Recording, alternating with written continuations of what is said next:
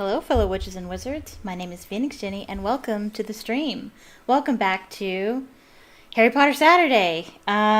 It's been a little bit since we last did this. I took a little bit of a break, but we are back now, and we're getting back into this. We're going to start by reading chapter 28 from Harry Potter and the Goblet of Fire, and then later we're going to play some Hogwarts Legacy. So get excited for that. If you could do me a quick favor and leave a like on the stream, it tells YouTube that you like it, and YouTube is more likely to share the stream with other people the more likes that it gets. And leave a comment if you're watching this and it's no longer live down below, or talk in the chat. I can see the chat on my screen and I will respond to you. This is not just me just reading to you, it's a discussion, so feel free to join the discussion. And become a subscriber if you haven't subscribed already. I have 64 subscribers as of now, and I love seeing that number go up. It makes my day. Turn on notifications so you'll be notified the next time I go live. I am planning to go live on Wednesday, possibly, maybe-ish. I don't know. I'll have to see. But I will not be going live next weekend. I know I've been taking a lot of breaks lately, but there's just a lot going on right now.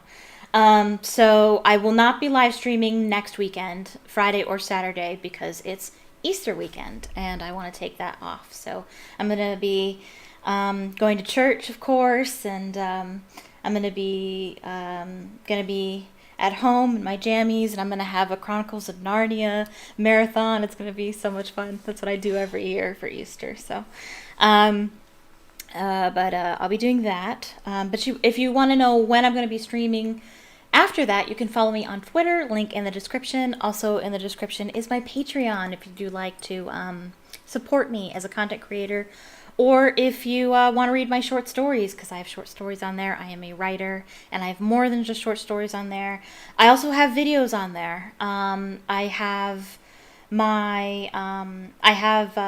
recorded myself watching Harry Potter and the Sorcerer's Stone, and it's on there.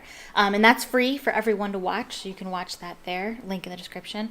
And I also have Harry Potter fanfiction, which is also free on my Patreon, so you don't have to become a patron to enjoy those things. I also have a TikTok and an Instagram, also linked in the description. Yeah, let's get started. So, last time we read chapter 27, which was Padfoot Returns. So we got to have a chat with Sirius Black. Yes, I remember. Yes, the last chapter was also the chapter where Rita Skeeter published about Harry's love life. Yeah, and how Snape had to humiliate Harry in front of the class, and just made me feel extra murdery towards him, more so than usual. I thought of way more nasty things I wanted to say after the stream, but I decided I wasn't going to say them. I was like, oh man, I should tell them what I was thinking after the stream, but no. It's a little too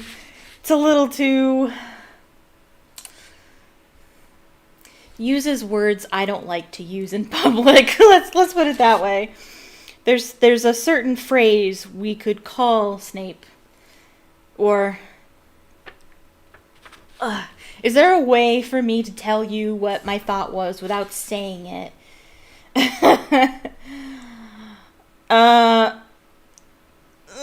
Is that too far? I don't know.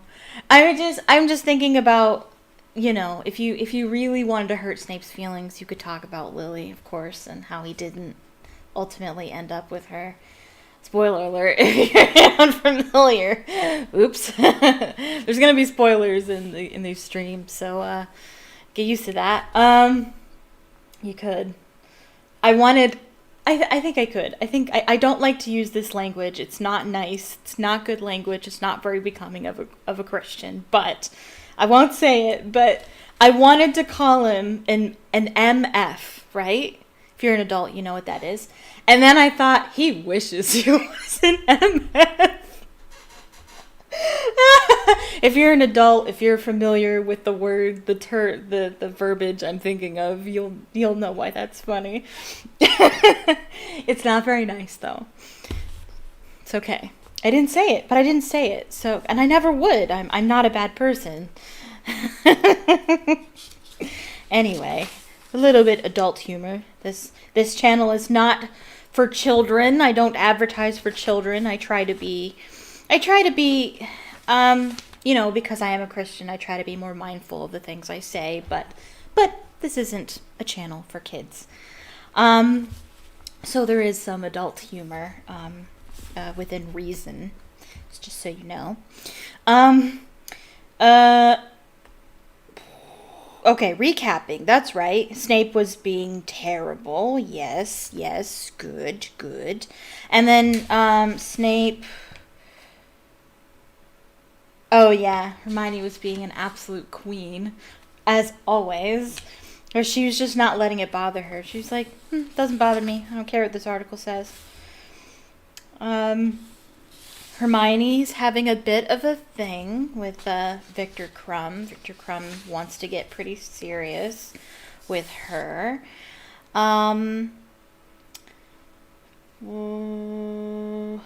Snape threatens to poison Harry with Veritas serum. Does that count as poisoning? I think it does.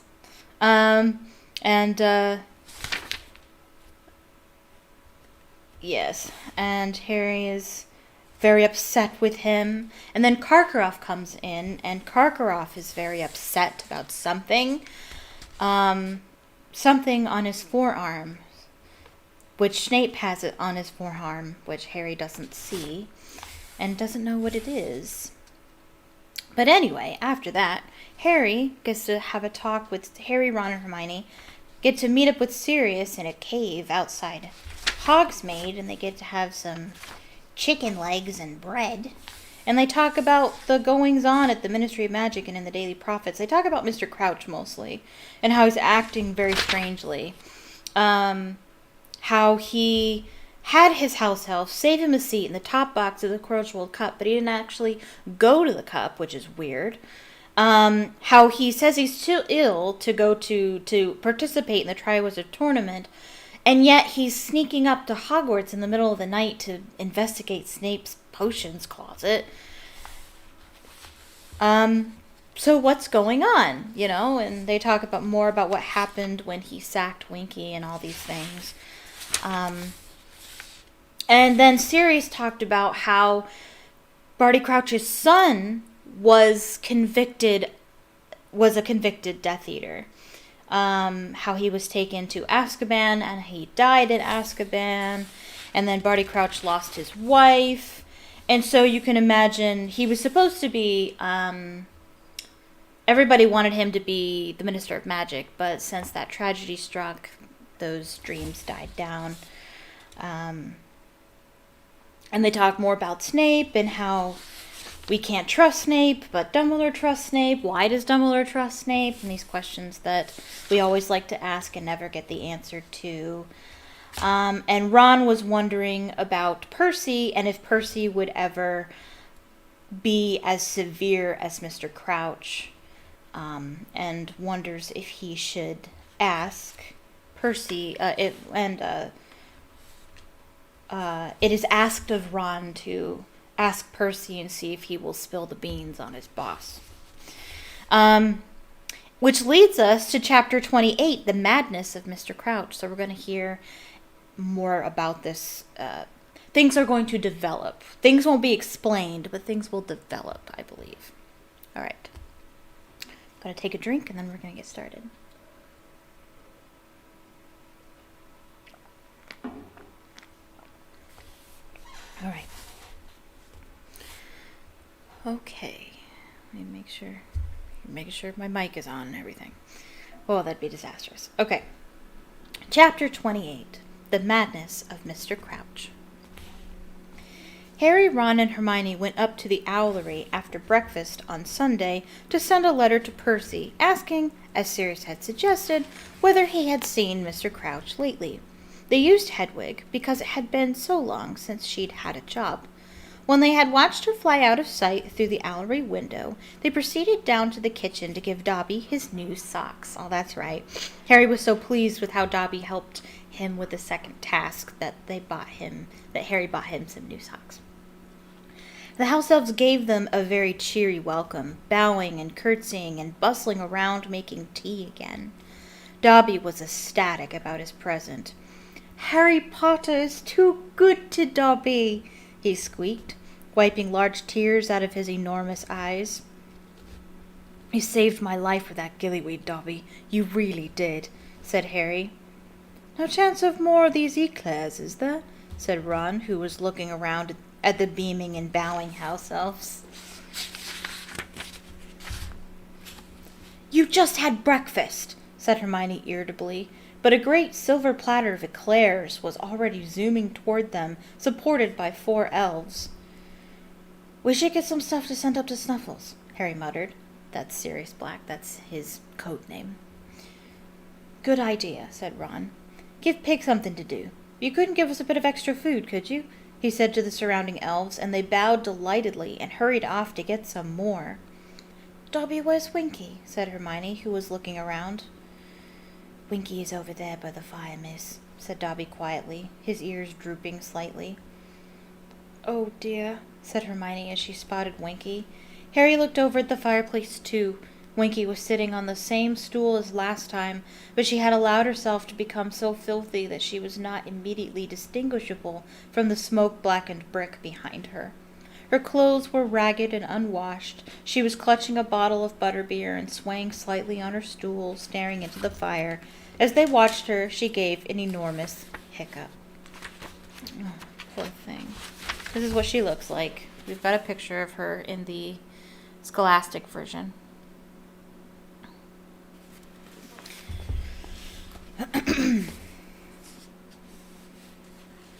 She's not doing well. "Winky is getting through 6 bottles a day now," Dobby whispered to Harry. "Well, it's not strong, that stuff," Harry said. But Dobby shook his head. "'Tis strong for a house elf, sir," he said. Winky hiccuped again. The elves who had brought the eclairs gave her disapproving looks as they returned to work. "Winky is pining, Harry Potter," Dobby whispered sadly. "Winky wants to go home. Winky still thinks Mr. Crouch is her master, sir, and nothing Dobby says will persuade her that Professor Dumbledore is her master now." "Hey, Winky," said Harry, struck by a sudden inspiration, walking over to her and bending down. "Oh my gosh, Harry! So insensitive! What's the matter with you?" "You don't know what Mr. Crouch might be up to, do you? Because he stopped turning up to judge the Triwizard Tournament." Winky's eyes flickered. Her enormous pupils focused on Harry. She swayed slightly again, and then said, Master has stopped coming?" "Yeah," said Harry. "We haven't seen him since the first task. The Daily Prophet's saying he's ill." Winky swayed some more, staring blurrily at Harry. "Master ill?" Her bottom lip began to tremble. "But we're not sure if that's true," said Hermione quickly. "Master is needing his Winky," whimpered the elf.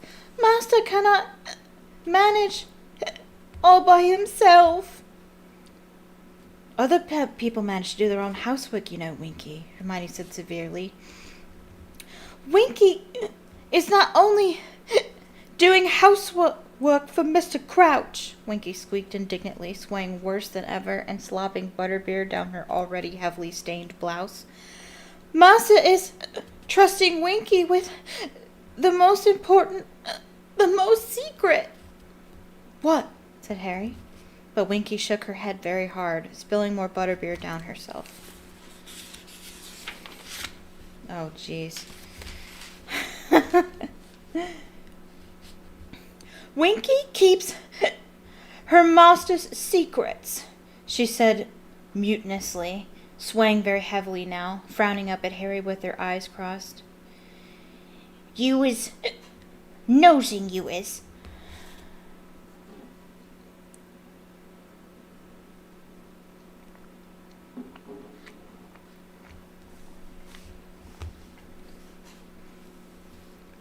Winky must not talk like that to Harry Potter, said Dobby angrily. Harry Potter is brave and noble, and Harry Potter is not nosy.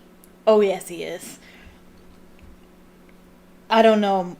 I don't know anyone nosier. Maybe Nancy Drew. Maybe Nancy Drew's nosier.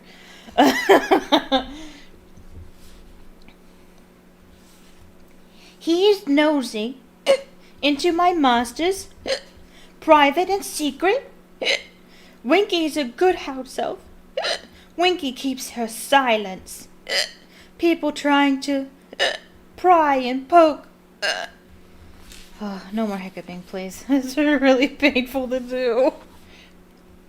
Winky's eyelids drooped, and suddenly, without warning, she slid off her stool into the hearth, snoring loudly. Oh, thank goodness. The empty bottle of butterbeer rolled away across the stone-flagged floor. Half a dozen house elves came hurrying forward, looking disgusted. One of them picked up the bottle, the others covered Winky with a large, checked tablecloth and tucked the ends in neatly, hiding her from view. We are sorry you had to see that, sirs and miss, squeaked a nearby elf, shaking his head and looking very ashamed. We's hoping you will not judge us all by Winky, sirs and miss. She's unhappy, said Hermione, exasperated. Why don't you try and cheer her up instead of covering her up? Begging your pardon, miss, said the house elf, bowing deeply again. But house elves has no right to be unhappy when there is work to be done and masters to be served. Oh, for heaven's sake, Hermione cried. Listen to me, all of you. You've got just as much right as wizards to be unhappy. You've got the right to wages and holidays and proper clothes. You don't have to do everything you're told. Look at Dobby. Miss, will you please keep Dobby out of this? Dobby mumbled. I mean, like, I'm with Hermione's sentiment. She's just going about it the wrong way. But I do. I've discussed this. The last time we met these house elves. If you want to watch that previous stream. But I discussed my feelings on house elf slavery and how I feel it represents sin in our world today. But anyway, you can watch that previous stream. I don't remember which one it is. Don't ask me. They were suddenly looking at Hermione as though she were mad and dangerous. Oh, nope, I skipped something. Dobby mumbled, looking scared. The cheery smiles had vanished from the faces of the house elves around the kitchen. They were suddenly looking at Hermione as though she were mad and dangerous. We has your extra food, squeaked an elf at Harry's elbow, and he shoved a large ham, a dozen cakes, and some fruit into Harry's arms. Goodbye! The house elves crowded around Harry, Ron, and Hermione and began shunting them out of the kitchen, many little hands pushing in the smalls of their backs. Thank you for the socks, Harry Potter, Dobby called miserably from the hearth where he was... Oh, miserably? Oh. Well, then he said it more like this. Thank you for the socks, Harry Potter, Dobby called miserably from the hearth where he was standing next to the lumpy tablecloth that was Winky. You couldn't keep your mouth shut, could you, Hermione? Said Ron angrily as the kitchen doors slammed shut behind them. They won't want us visiting them now. We could have tried to get more stuff out of Winky about Crouch. Oh, as if you care about that, scoffed Hermione. You only like coming down here for the food. It was an irritable sort of day after that. Harry got so tired of Ron and Hermione snipping at each other over their homework in the common room that he took Sirius's food up to the Owlery that evening on his own. Pigwidgeon was much too small to carry an entire ham up to the mountain by himself, so Harry enlisted the help of 2 school screech owls as well.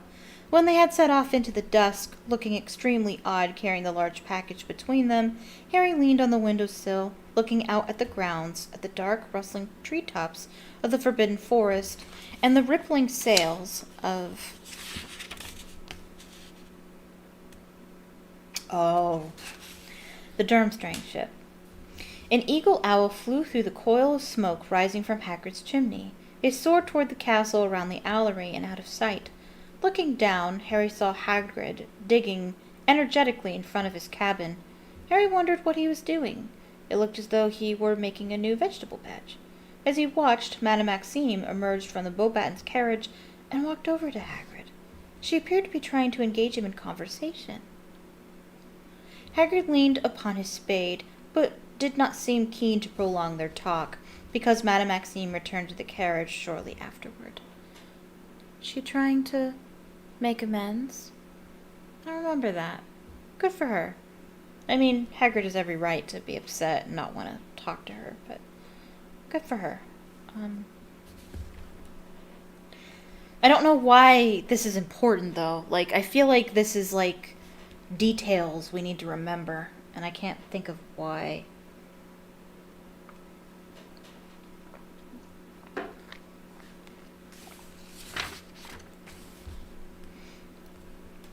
Unwilling to go back to Gryffindor Tower and listen to Ron and Hermione snarling at each other, Harry watched Hagrid digging until the darkness swallowed him, and the owls around Harry began to awake, swooshing past him into the night.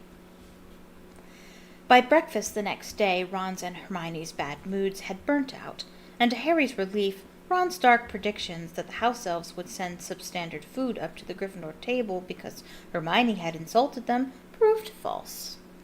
The bacon, eggs, and kippers were quite as good as usual. When the post owls arrived, Hermione looked up eagerly. She seemed to be expecting something.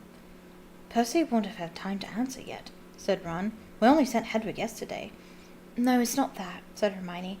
"I've taken out a subscription to the Daily Prophet. I'm getting sick of finding everything out from the Slytherins."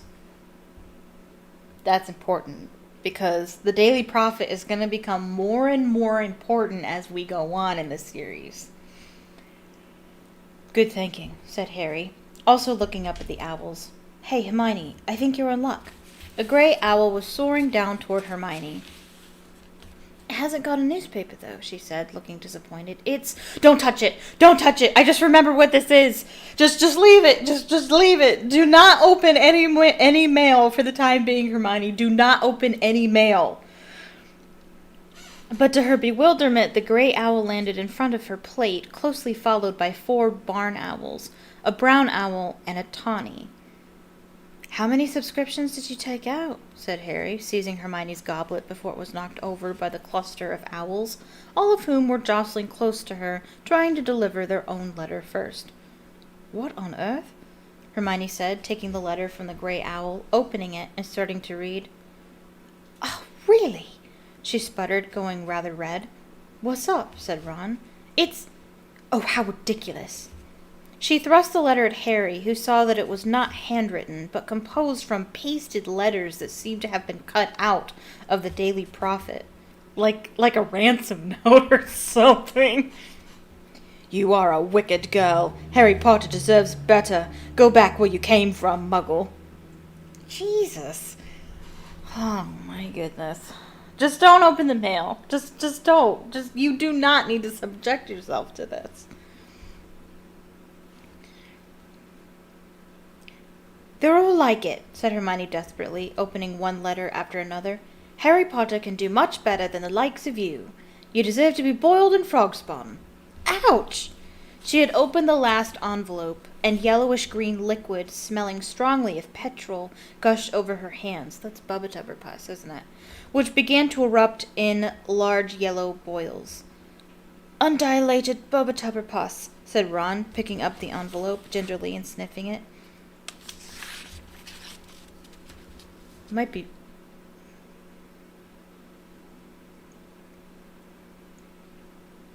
I don't know how to pronounce that word. That's the way I pronounce it.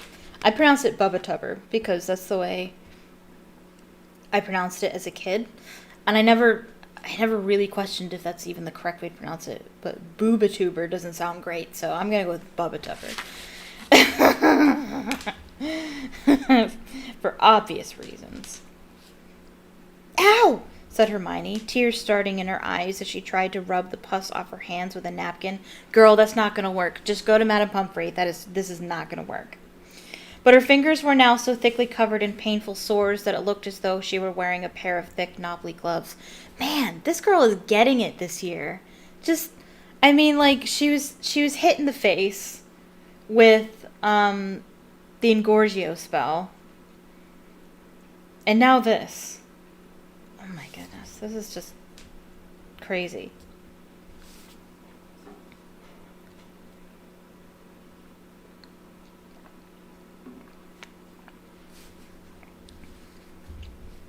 You'd better get up to the hospital wing, said Harry as the owls around Hermione took flight.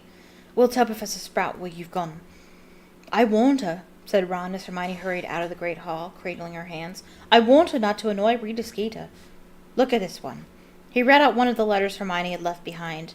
I read in Witch Weekly about how you are playing Harry Potter false, and that boy has had enough hardship, and I'll be sending you a curse by next post as soon as I can find a big enough envelope. Blimey, she'd better watch out for herself. Hermione didn't turn up for herbology. As Harry and Ron left the greenhouse for their Care of Magical Creatures class, they saw Malfoy, Crabbe, and Goyle descending the stone steps of the castle. Pansy Parkinson was whispering and giggling behind them with her gang of Slytherin girls. Catching sight of Harry, Pansy called, Potter, have you split up with your girlfriend? Why was she so upset at breakfast? I want to say mean things. I want to use nasty adult words. Harry ignored her. He didn't want to give her the satisfaction of knowing how much trouble the Witch Weekly article had caused. Hagrid, who had told them last lesson that they had finished with unicorns, was waiting for them outside his cabin with a fresh supply of open crates at his feet. Harry's heart sank at the sight of the crates. Surely not another Scroot hatching. But when he got near enough to see inside... Oh, is it Nifflers? He found himself looking at a number of fluffy black creatures with long snouts. Their front paws were curiously flat, like spades, and they were blinking up at the class, looking politely puzzled at all the attention. Yeah, they're Nifflers. Nifflers. These are Nifflers, said Hagrid, when the class had gathered around. You find 'em down in mines, mostly. They like sparkly stuff. There you go, look. One of the Nifflers had suddenly leapt up and attempted to bite Pansy Parkinson's watch off her wrist. She shrieked and jumped backward. Useful little treasure detectors, said Hagrid happily. Thought we'd have some fun with 'em today. See over there? He pointed at the large patch of freshly turned earth Harry had watched him digging from the Owlery window. Oh, right. I've buried some gold coins. I've got a prize for whoever picks the Niffler that digs up most. Just take off all your valuables and choose a Niffler and get ready to set 'em loose. Harry took off his watch, which he was only wearing out of habit as it didn't work anymore, and stuffed it into his pocket.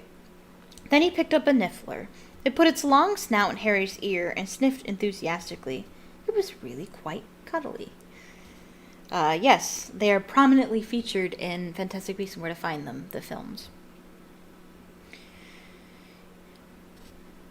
Hang on, said Hagrid, looking down into the crate. There's a spare Niffler here. Who's missing? Where's Hermione? She had to go to the hospital wing, said Ron. We'll explain later, Harry muttered. Pansy Parkinson was listening. It was easily the most fun they'd ever had in Care of Magical Creatures. The Nifflers dived in and out of the patch of earth as though it were water, each scurrying back to the student who had released it and spitting gold into their hands. Ron's was particularly efficient. It had soon filled his lap with coins. Ah, yeah. Nifflers remind me of mulch diggums from the Artemis Fowl series. And I wrote that in my book here. Ah, mulch. Anyway. Can you buy these as pets, Hagrid? He asked excitedly as his Niffler dived back into the soil, splattering his robes.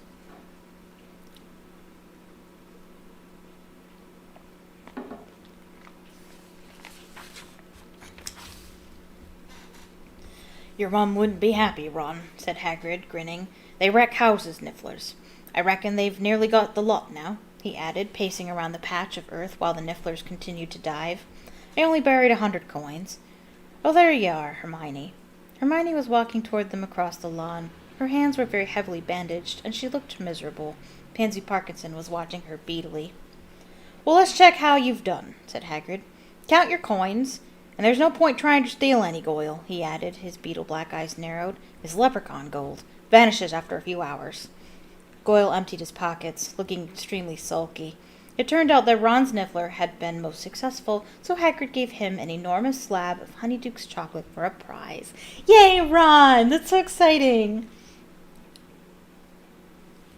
The bell rang across the grounds for lunch. The rest of the class set off back to the castle, but Harry, Ron, and Hermione stayed behind to help Hagrid put the Nifflers back into their boxes. Harry noticed Madame Maxime watching them out of her carriage window.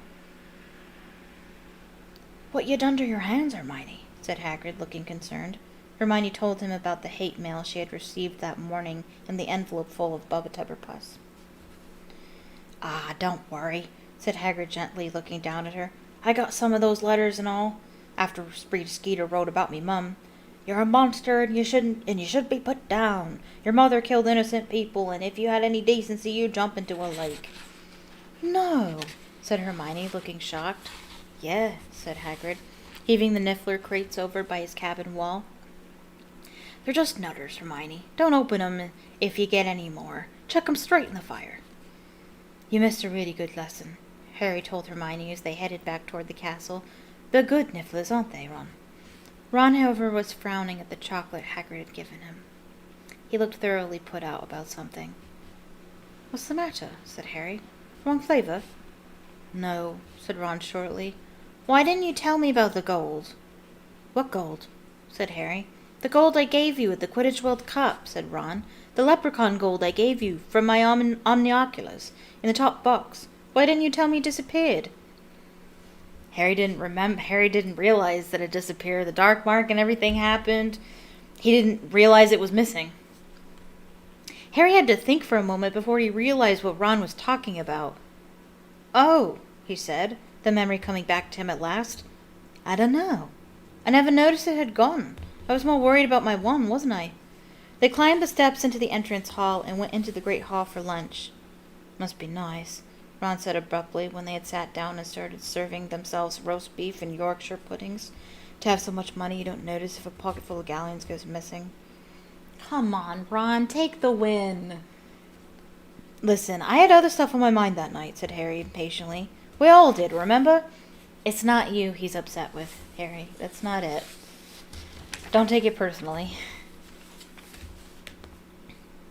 "I didn't know leprechaun gold vanishes," Ron muttered.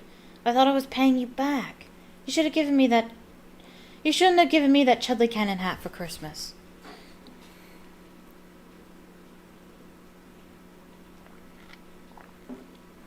"Yeah, because you earn gifts. That's how gifts work." "Forget it, all right?" said Harry. Ron speared a roast potato on the end of his fork, glaring at it. Then he said, "I hate being poor." "Same, Ron, same." That's a big mood. I hate that phrase, but it really is a big mood. Same.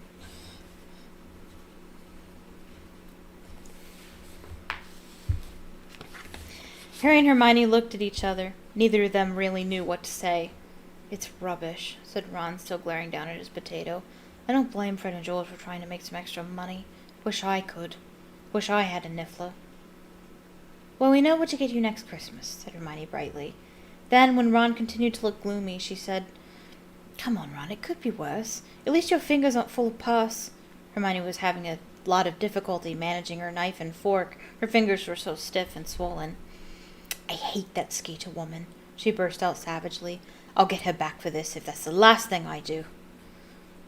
"Oh, you will. It's great." Hate mail continued to arrive for Hermione over the following week, and although she followed Hagrid's advice and stopped opening it, several of her ill-wishers sent howlers, which exploded at the Gryffindor table and shrieked insults at her for the whole hall to hear. Even those people who didn't read Witch Weekly knew all about the supposed Harry, Crumb, Hermione triangle now. Harry was getting sick of telling people that Hermione wasn't his girlfriend. Same. Same, dude, same. Big mood. Oh, man. I've had to fight a lot of Harry and Hermione shippers in my day. Oh, don't like those people. There's a word for those people. Delusional.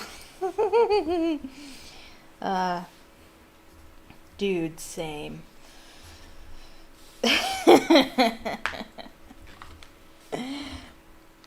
It'll die down, though, he told Hermione, if we just ignore it. People got bored with that stuff she wrote about me last time. I want to know how she's listening into private conversations when she's supposed to be banned from the grounds, said Hermione angrily. Hermione hung back in their next Defense Against the Dark Arts lesson to ask Professor Moody something. The rest of the class was very eager to leave. Moody had given them such a rigorous test of hex deflection that many of them were nursing small injuries. Harry had such a bad case of twitchy ears, he had to hold his hands clapped over them as he walked away from the class.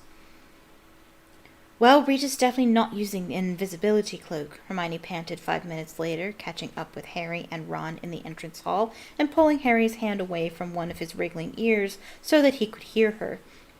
Moody says he didn't see her anywhere near the judge's table the second task, or anywhere near the lake. Hermione, is there any point in telling you to drop this? Said Ron. No, said Hermione stubbornly. I want to know how she heard me talking to Victor, and how she found out about Hagrid's mum. Maybe she had you bugged, said Harry. Bugged is the word of the day. Harry nailed it. He just doesn't know it.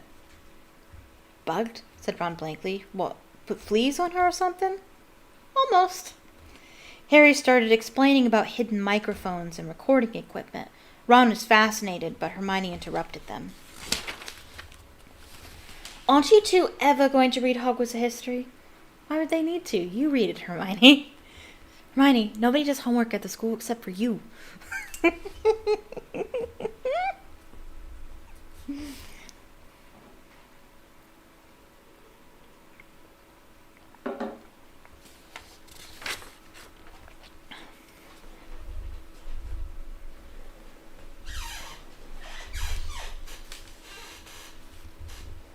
What's the point? Said Ron. You know it by heart. We can just ask you.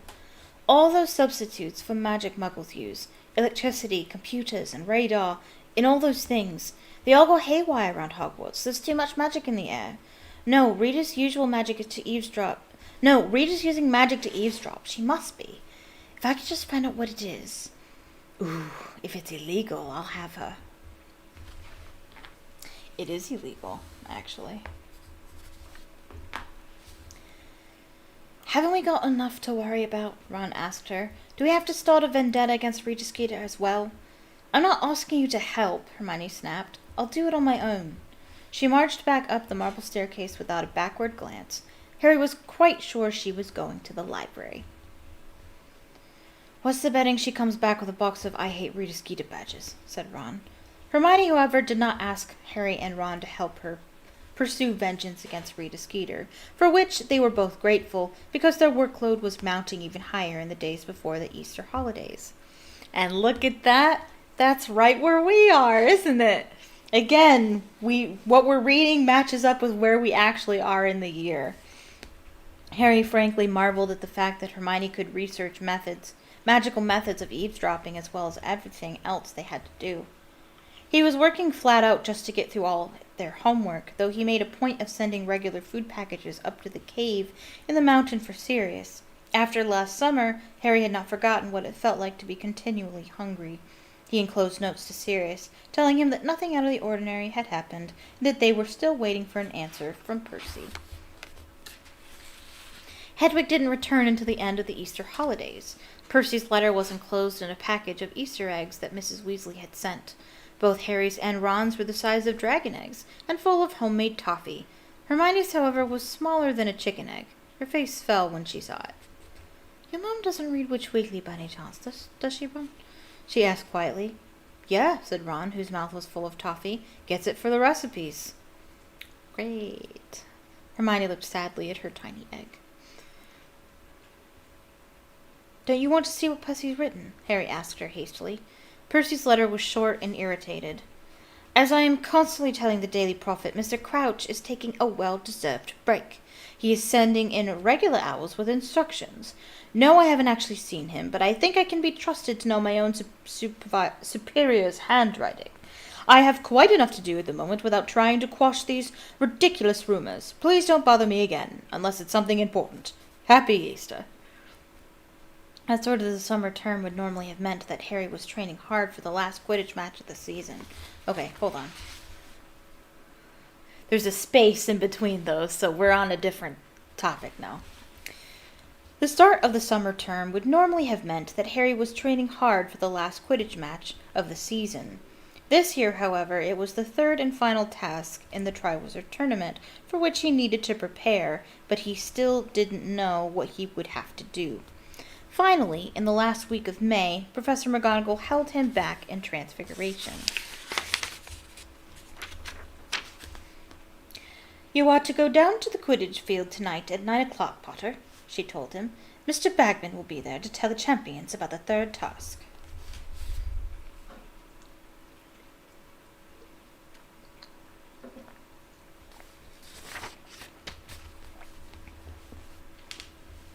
So at 8:30 that night, Harry left Ron and Hermione in Gryffindor Tower and went downstairs.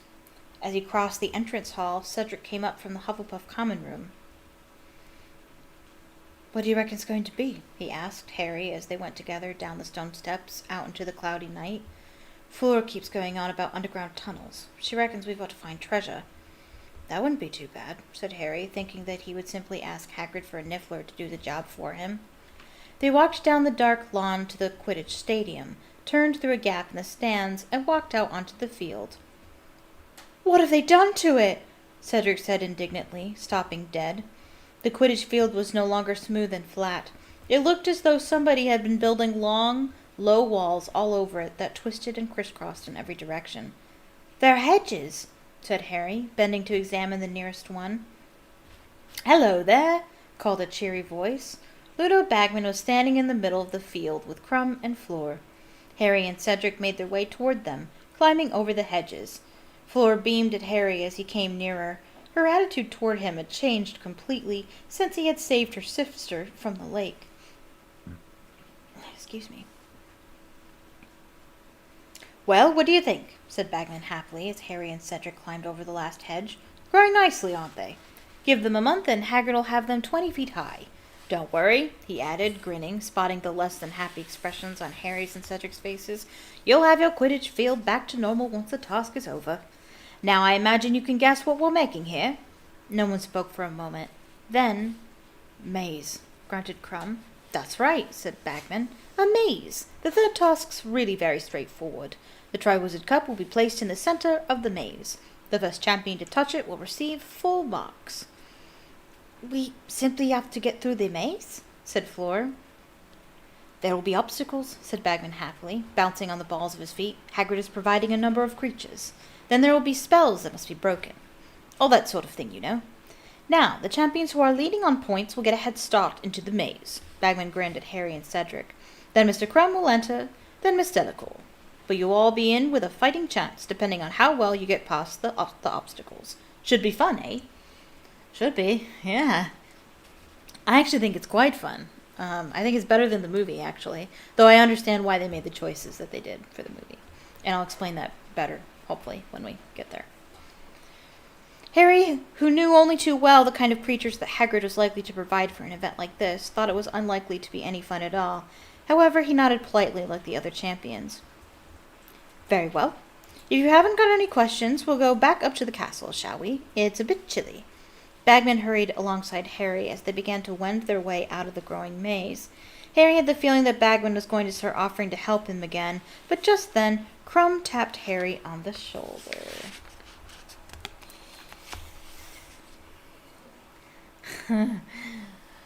Time to be a wingman, Harry.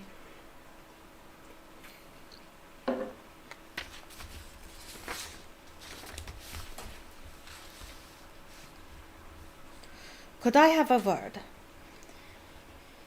Yeah, all right, said Harry, slightly surprised. Will you walk with me? Okay, said Harry curiously. Bagman looked slightly perturbed. I'll wait for you, Harry, shall I? No, it's okay, Miss Bagman, said Harry, suppressing a smile. I think I can find the castle on my own, thanks. Harry and Crumb left the stadium together, but Crumb did not set a course for the Durmstrang ship. Instead, he walked toward the forest. What are we going this way for? Said Harry as they passed Hagrid's cabin and the illuminated Beauxbaton's carriage. Don't want to be overheard, said Crumb shortly. When at last they had reached a quiet stretch of ground a short way from the Beauxbaton's horse's paddock, Crumb stopped in the shade of the trees and turned to face Harry. I want to know, he said, glowering, what there is between you and Hermione. Harry, who from Crumb's secretive manner had expected something much more serious than this, what do you mean? It's very serious, stared up at Crumb in amazement. Nothing, he said, but Crumb glowered at him, and Harry, somehow struck anew by how tall Crumb was, elaborated. We're friends. She's not my girlfriend, and never has been. It's just that Skeeter woman making things up. Hermione talks about you very often, said Crumb, looking suspiciously at Harry. Yeah, said Harry, because we're friends. He couldn't quite believe he was having this conversation with Victor Crumb, the famous international Quidditch player. It was as though the 18-year-old Crumb thought he, Harry, was an equal, a real rival. I think you are. You have not? No, said Harry very firmly. No, gross. He doesn't say that. I added that. Crumb looked slightly happier. He stared at Harry for a few seconds, then said, You fly very well. I was watching at the first task. Thanks, said Harry, grinning broadly and suddenly feeling much taller himself. I saw you at the Quidditch World Cup, the Wronski thing. You really... But something moved behind Crumb in the trees, and Harry, who had some experience of the sort of thing that lurked in the forest, instinctively grabbed Crumb's arm and pulled him around. What is it? Harry shook his head, staring at the place where he'd seen movement. He slipped his hand inside his robes, reaching for his wand. Suddenly, a man staggered out from behind a tall oak. For a moment, Harry didn't recognize him. Then he realized it was Mr. Crouch. He looked as though he had been traveling for days. The knees of his robes were ripped and bloody, his face scratched. He was unshaven and gray with exhaustion. Man, this would have been way better. This is way better than the movie. His neat hair and mustache were both in need of a wash and a trim. His strange appearance, however, was nothing to the way he was behaving. Muttering and gesticulating, Mr. Crouch appeared to be talking to someone that he alone could see. He reminded Harry vividly of an old tramp he had seen once when he was out shopping with the Dursleys. That man, too, had been conversing wildly with thin air. Aunt Petunia had seized Dudley's hand and pulled him across the road to avoid him. Uncle Vernon had then treated the family to a long rant about what he would like to do with beggars and vagrants. Yeah, no, I imagine.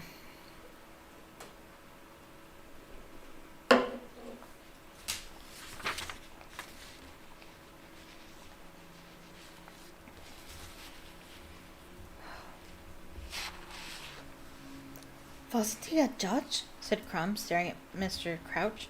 Isn't he with your ministry? Harry nodded, hesitated for a moment, then walked slowly toward Mr. Crouch, who did not look at him, but continued to talk to a nearby tree. And when you've done that, Weatherby, send an owl to Dumbledore confirming the number of Durmstrang students who will be attending the tournament. Karkaroff has just sent word there will be 12. Mr. Crouch? Said Harry cautiously. And then send another owl to Madame Maxime, because she might want to up the number of students she's bringing. Now Karkaroff's made it a round dozen. Do that, Weatherby. Will you? Will you? Will? Mr. Crouch's eyes were bulging. He stood staring at the tree, muttering soundlessly at it. Then he staggered sideways and fell to his knees. Mr. Crouch, Harry said loudly, are you all right? Crouch's eyes were rolling in his head. Harry looked around at Crumb, who had followed him into the trees and was looking down at Crouch in alarm. What is wrong with him? No idea, Harry muttered. Listen, you'd better go and get someone. Dumbledore! Gasped Mr. Crouch. He reached out and seized a handful of Harry's robes, dragging him closer, though his eyes were staring over Harry's head. I need... see... Dumbledore. Okay, said Harry. If you get up, Mr. Crouch, we can go up to the... I've done... stupid... thing. Mr. Crouch breathed. He looked utterly mad. His eyes were rolling and bulging, and a trickle of spittle was sliding down his chin. Every word he spoke seemed to cost him a terrible effort. Must tell Dumbledore. Get up, Mr. Crouch, said Harry loudly and clearly. Get up, I'll take you to Dumbledore. Mr. Crouch's eyes rolled forward onto Harry. Who? You, he whispered. I'm a student at the school, said Harry, looking around at Crumb for some help, but Crumb was hanging back, looking extremely nervous. You're not... his? Whispered Crouch, his mouth sagging. No, said Harry without the faintest idea what Crumb was talking about. Dumbledore's? That's right, said Harry. Crouch was pulling him closer. Harry tried to loosen Crouch's grip on his ropes, but it was too powerful. I don't know what Crouch is talking about there. You're not his? I don't know. Maybe he's talking about Voldemort?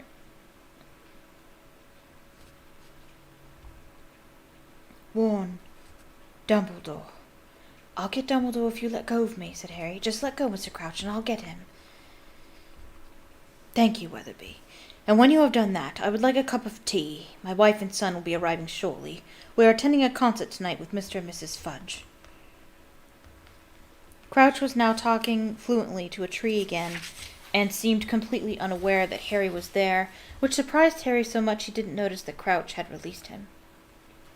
So, I want to talk about what's going on here, but I don't know if I should wait until... Ooh, what is going on with my face? Sorry. I want to explain what's going on. I'm just suddenly overcome with sadness and sympathy for Mr. Crouch. Spoiler alert if you're not prepared for this. But Mr. Crouch, he has been under the Imperious Curse for a very long time.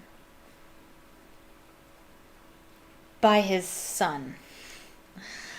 Because his son is actually a Death Eater. So,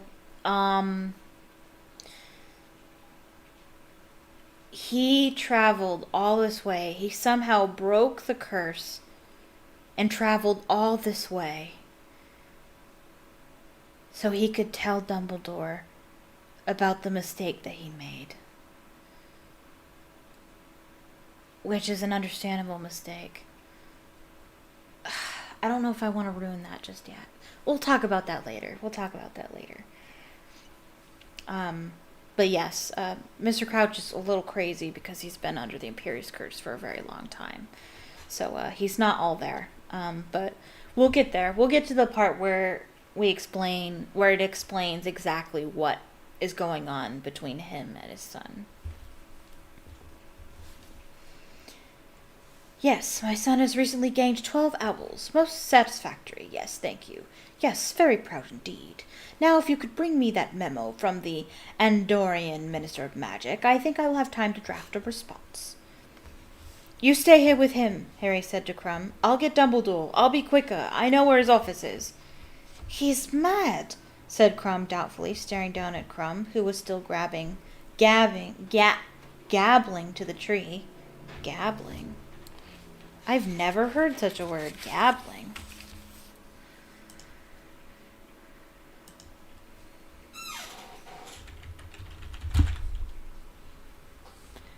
Not gambling, gabbling.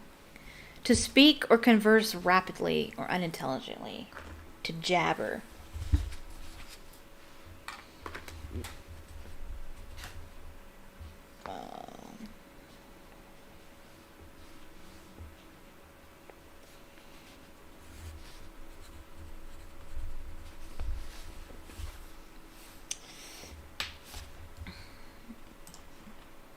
All right. Apparently convinced it was Percy. Just stay with him, said Harry, starting to get up, but his movement seemed to trigger another abrupt change in Mr. Crouch, who seized him hard around the knees and pulled Harry back to the ground. Don't leave me, he whispered, his eyes bulging again. I escaped. Must warn.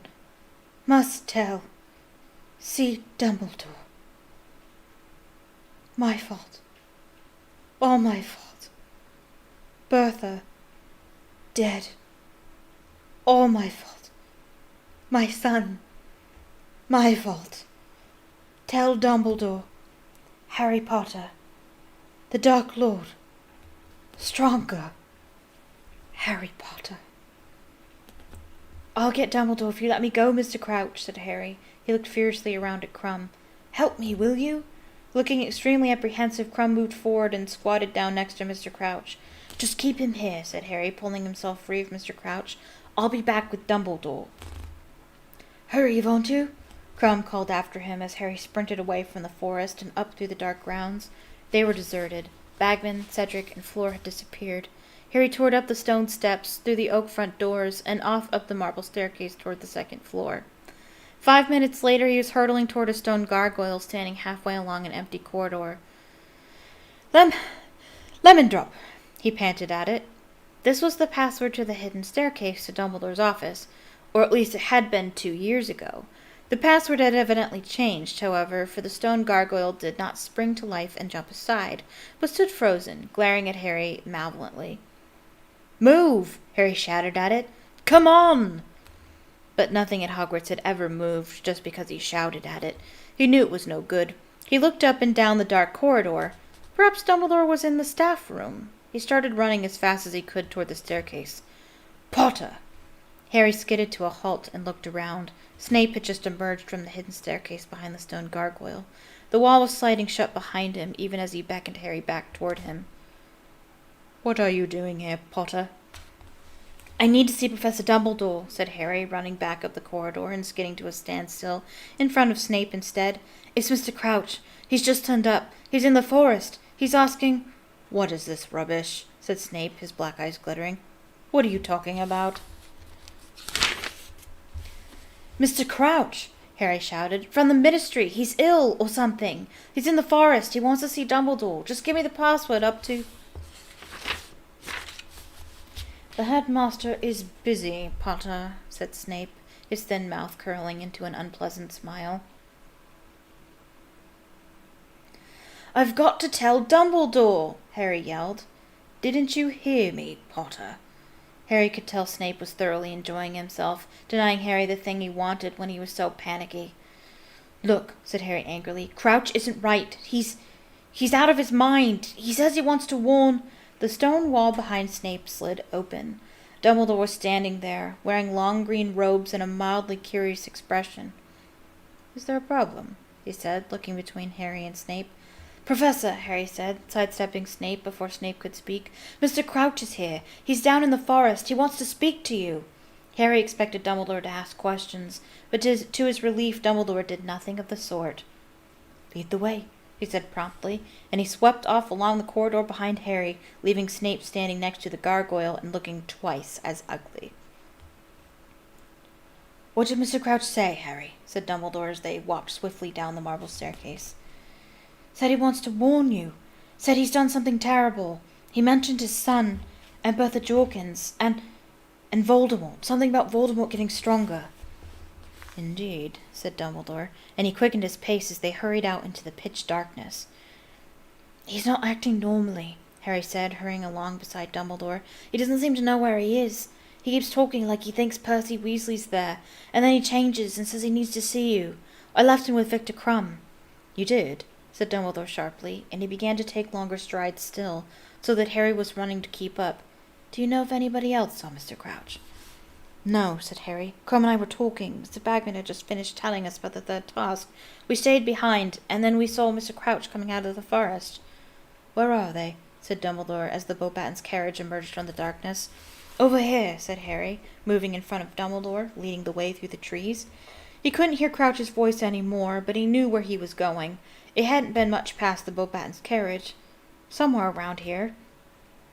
"Victor?" Harry shouted. No one answered. "They were here," Harry said to Dumbledore. "They were definitely somewhere around here."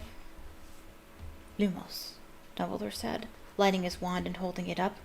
Its narrow beam traveled from black trunk to black trunk, illuminating the ground, and then it fell upon a pair of feet. Harry and Dumbledore hurried forward. Krum was sprawled on the forest floor. He seemed to be unconscious. There was no sign at all of Mr. Crouch. Dumbledore bent over Krum and gently lifted one of his eyelids. "Stunned," he said softly. His half-moon glasses glittered in the wand light as he peered around at the surrounding trees. "Should I go get someone?" said Harry. "Madame Pomfrey?" "No," said Dumbledore swiftly. "Stay here." He raised his wand into the air and pointed it in the direction of Hagrid's cabin. Harry saw something silvery dart out of it and streak away through the trees like a ghostly bird. "It's Dumbledore's Patronus, a phoenix." Then Dumbledore bent over Krum again, pointed his wand at him, and muttered, "Innovate." Krum opened his eyes. He looked dazed. When he saw Dumbledore, he tried to sit up, but Dumbledore put a hand on his shoulder and made him lie still. "He attacked me," Krum muttered, putting a hand up to his head. "The old madman attacked me. I was looking around to see where Potter had gone, and he attacked from behind." "Lie still for a moment," Dumbledore said. The sound of thunderous footfalls reached them, and Hagrid came panting into sight with Fang at his heels. He was carrying his crossbow. "Professor Dumbledore," he said, his eyes widening. "Harry." "What the—" "Hagrid, I need you to fetch Professor Karkaroff," said Dumbledore. "His student has been attacked. When you've done that, kindly alert Professor Moody." No need, Dumbledore," said a wheezy growl. "I'm here." "Of course you are." "Of course you are." All right. Moody was limping toward them, leaning on his staff, his wand lit. "Damned leg," he said fiercely. "Would have been here quicker." "What's happened? Snape said something about Crouch." "Crouch?" said Hagrid. "Crouch," said Hagrid blankly. "Karkaroff, please, Hagrid," said Dumbledore sharply. "Oh yeah, right ye are. Right ye are, Professor," said Hagrid, and he turned and disappeared into the dark trees, Fang trotting after him. "I don't know where Barty Crouch is," Dumbledore told Moody, "but it is essential that we find him." "I'm on to it," growled Moody, and he pulled out his wand and limped off into the forest. Neither Dumbledore nor Harry spoke again until they heard the unmistakable sounds of Hagrid and Fang returning. Karkaroff was hurrying along behind them. He was wearing his sleek silver furs, and he looked pale and agitated. "What is this?" he cried when he saw Krum on the ground and Dumbledore and Harry beside him. "What's going on?" "I was attacked," said Krum, sitting up and now rubbing his head. "Mr. Crouch, or whatever his name." "Crouch attacked you? Crouch attacked you? The Triwizard Judge?" "Eagle," Dumbledore began, but Karkaroff had drawn himself up, clutching his furs around him, looking livid. "Treachery!" he bellowed, pointing at Dumbledore. "It is a plot! You and your Ministry of Magic has lured me here under false pretenses, Dumbledore. This is not an equal competition. First you sneak Potter into the tournament, though he is underage. Now one of your Ministry friends attempts to put my champion out of action. I smell double-dealing and corruption in this whole affair. And you, Dumbledore, you with your talk of closer international wizarding links, of rebuilding old ties, of forgetting old differences. Here's what I think of you.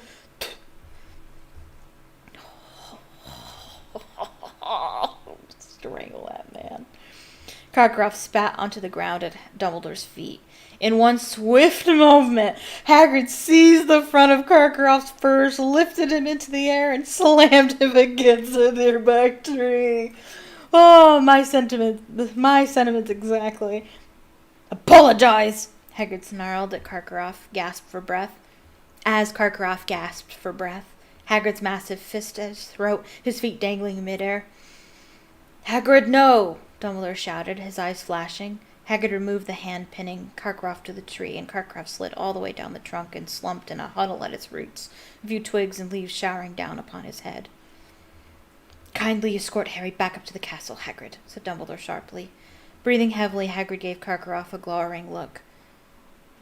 "Maybe I'd better stay here, Professor," You will take Harry back to school, Hagrid, Dumbledore repeated firmly. Take him right up to Gryffindor Tower.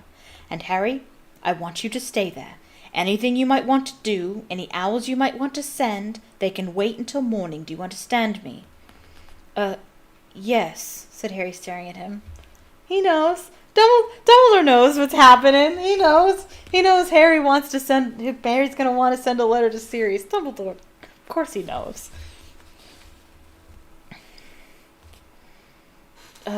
Yes, said Harry, staring at him. How had Dumbledore known that, at that very moment, he had been thinking about sending Pigwidgeon straight to Sirius to tell him what had happened? I'll leave Fang with you, Headmaster, Hagrid said, staring menacingly at Karkaroff, who was still sprawled at the foot of the tree, tangled in furs and tree roots. Stay, Fang. Come on, Harry. They marched in silence past the Beauxbatons' carriage and up toward the castle. How dare he? Hagrid growled as they strolled past the lake. How dare he accuse Dumbledore? Like Dumbledore do anything like that. Like Dumbledore wanted you in the tournament in the first place. Worried. I don't know when I see Dumbledore more worried than he'd been lately. And you, Hagrid suddenly said angrily to Harry, who looked up at him, taken aback. What were you doing, wandering off with Ruddy Crumb? He's from Durmstrang, Harry. Could have jinxed you right there, couldn't he? Hasn't Moody taught you nothing? Imagine letting him lure you off on your own. Crumb's all right, said Harry as they climbed the steps into the entrance hall. He wasn't trying to jinx me. He just wanted to talk about Hermione. I'll be having a few words with her and all, said Hagrid grimly, stomping up the stairs. The less you lot have to do with these foreigners, the happier you'll be. You can't trust any of them. You're one to talk. You were getting on all right with Madame Maxime, Harry said, annoyed. Don't you talk to me about her, said Hagrid, and he looked quite frightening for a moment. I've got her number now. Trying to get back in me good books. Trying to get her to tell me what's coming in the third task. Ha! You can't trust any of them. That actually might be what's happening, now that I think about it. Hagrid was in such a bad mood, Harry was quite glad to say goodbye to him in front of the fat lady. He clambered through the portrait hole into the common room and hurried straight for the corner where Ron and Hermione were sitting to tell them what had happened. Oh, crazy. And that is the end of the chapter. That was quite a long chapter, quite a big chapter. Very important chapter. A lot going on there. But next time we will read chapter 29, The Dream. Almost there. Awesome. So I hope that you are enjoying the stream so far. I'm going to take a 15-minute intermission, and when we come back, we will play some Hogwarts Legacy. If you haven't already, click the like button on the for the stream if you like the stream, and leave a comment down below if you're watching this and it's no longer live. Click subscribe if you're not subscribed already, and turn on notifications so you can be notified the next time I go live. I will not be going live next weekend, but I might go live on Wednesday. We'll see. If you want to know when I'll be going live, you can follow me on Twitter, link in the description. Also in the description is my Patreon if you want to support me as a content creator, or if you want to read my short stories or watch some extra videos. And I have free stuff on there as well, so you don't need to be a Patreon to enjoy some of those things. I have free Harry Potter fanfiction on there and a free Harry Potter video on there as well. And I also have a TikTok and Instagram, link in the description. And I'll be back in 15 minutes. Let's go! Yay! Who's ready for some Hogwarts Legacy? I'm not, because I have to do combat, and I don't want to do combat. Is this room filling up the further I get in this game? Because if so, that is dope. I freaking love that. This room is getting more stuff in it, isn't it? It totally is. That's really cool. I like that. Alright. Everything good? Are we all ready? Actually, no we're not. One second. Alright, I just want to make sure. Oh,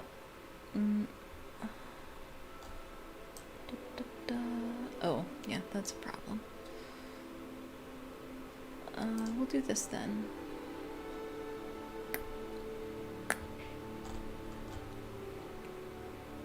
Maybe? I don't know. I don't know how I want to do this. I guess we'll just do that then, maybe.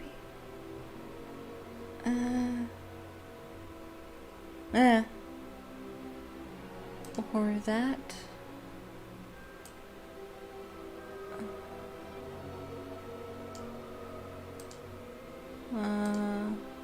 Get rid of that. We'll just do that.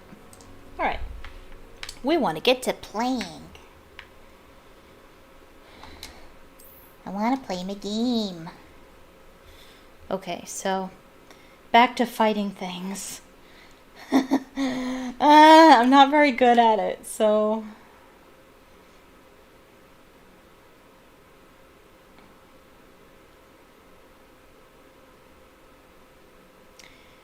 We'll focus on aiming and blocking my aim.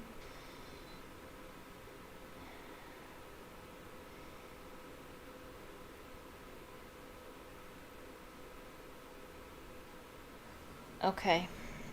I'm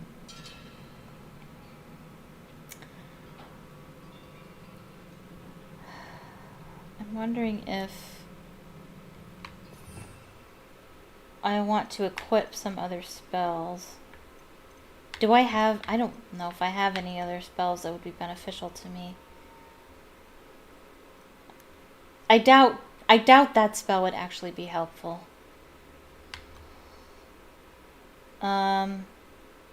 Oh, let me look at my stuff real quick.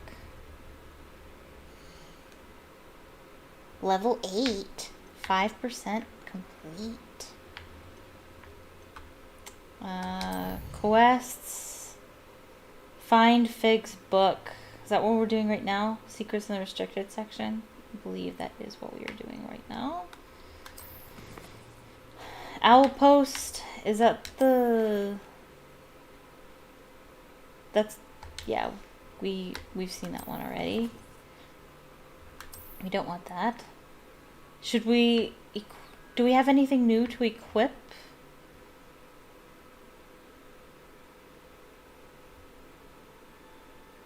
Am I already wearing these things, is the question.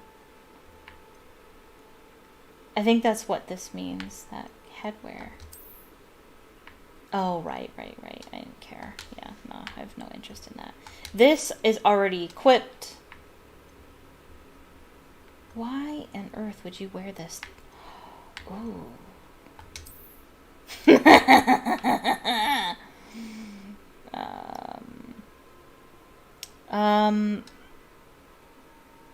Asylum mask.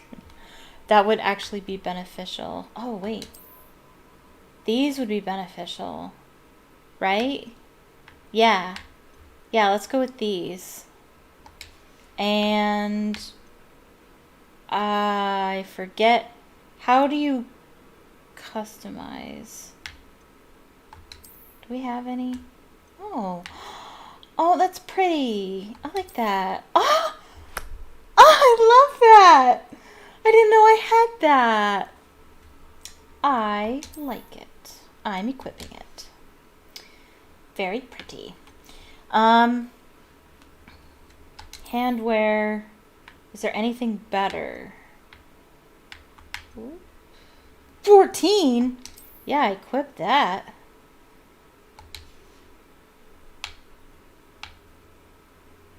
We might actually want to keep those gloves on. Those are nice. I look, you know, like I'm ready to fight. Neckwear. That doesn't do anything. Cloaks and robes, I already have the best one on. Right.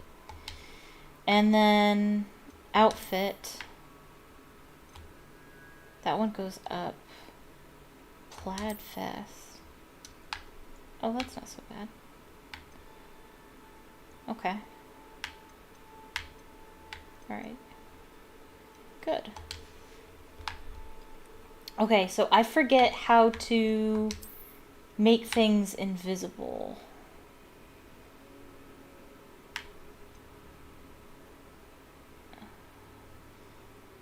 Let me see. There is a way. I forget how to do it.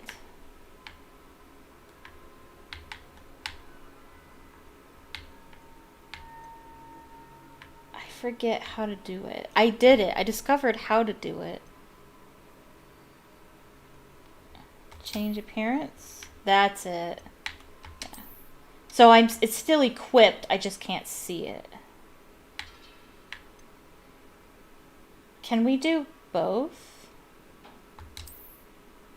Can we have both on? No, it looks like I can't.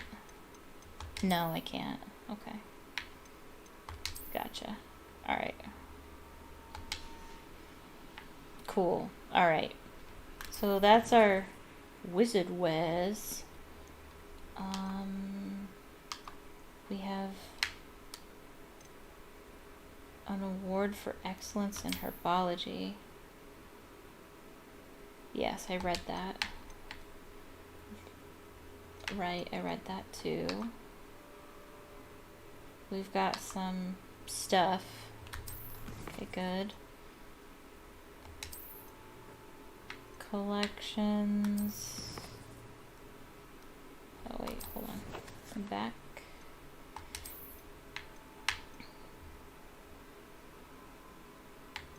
Okay.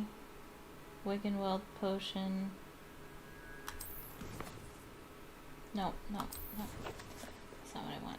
I want to look at my collections. Enemies. Oh, jeez. Pensive Sentry. Pensive Sentinel. And Armored Troll. Great. Appearances. It says I have one, but I don't see it.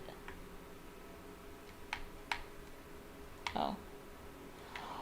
Ooh, that's pretty. An ensemble for those with poise and refinement, earned by solving the mystery of the empty painting frame. I didn't see it, though. Does that mean I have it?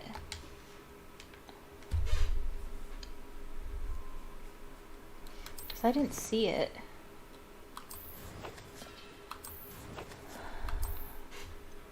Wouldn't it be in outfits? Huh. I don't see it. Maybe I can't wear it yet. Maybe it's something I have to unlock. Oops, that's not what I meant to do. Okay, that's not what I meant to do either. Oh well.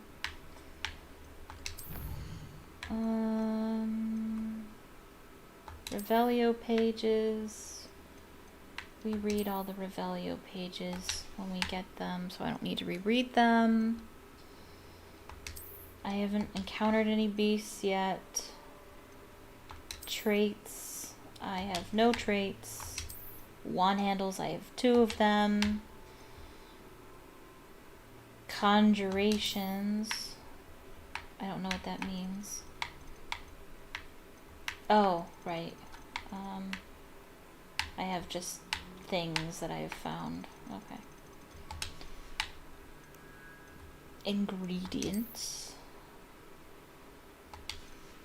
And no brooms. Okay. Challenges. We've done 9 quests. 15% of the field pages. Okay. Okay. Looks good. Alright. Are we ready to do this nonsense? Sleek sorcerer hat. Would this sleek sorcerer hat help me? Let me take a look. Oh. I can't. I have to do something to unlock it. I probably have to have more experience or something. Oh. Between quests is a good time to identify new gear, sell access to vendors, and increase your gear capacity by completing Merlin trial challenges. Merlin trial challenges. How do I equip it? I guess I have to unlock it somehow. Okay. Well, I can't have that right now. I would become too powerful. Okay, got some monies. Alright, let's do this nonsense. Oh! Okay.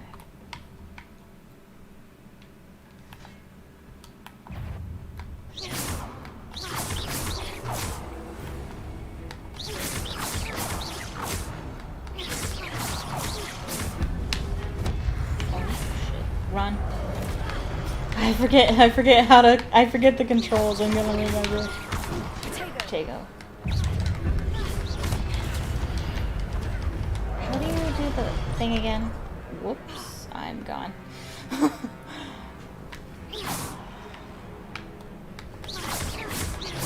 Let's just stay back here.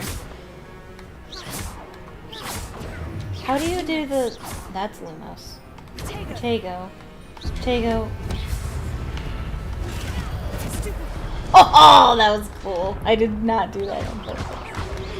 Get up. Okay. I'll just stay back here.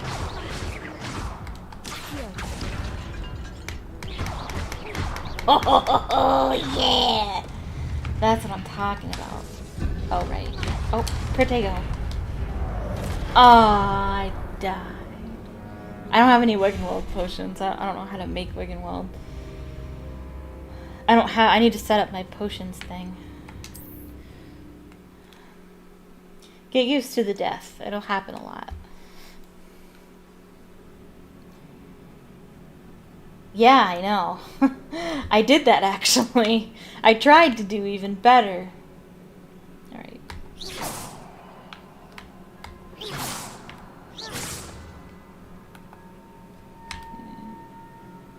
Let me trigger them. Back it up. Bye.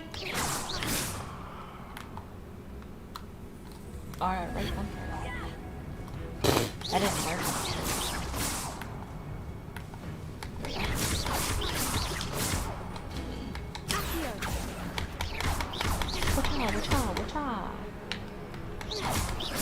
Alright, back up.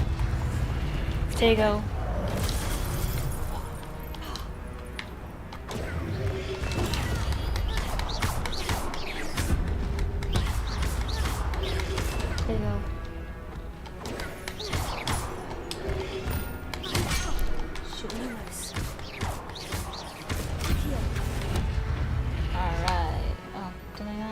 Do that again. That's careful. Alright, where's the next one? Potato. Potato! I did potato too soon. Potato. Potato. Nope, back up. You are too close. Got him.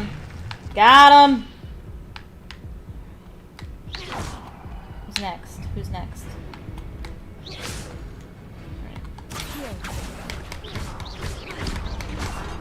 Tego.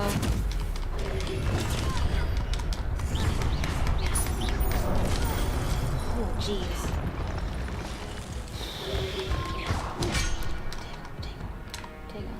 Tego. I'm dead. Oh, it's really hard. I think I've got the right strategy of staying in this room though, so I can handle, so they can't like sneak up behind me. Let's trigger him, and then back it up.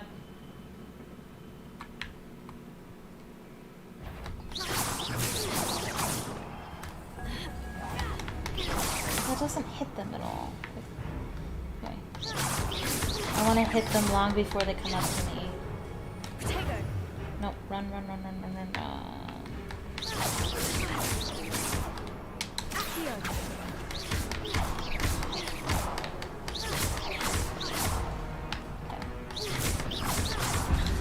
believe it. I do it too soon.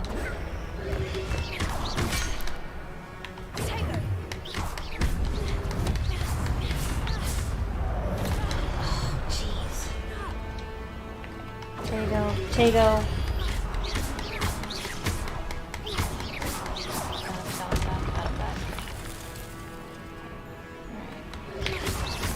Tego. Okay, back up. Tego. Oh, that's so satisfying. Accio, hit. Oh, that was cool. Did I do it?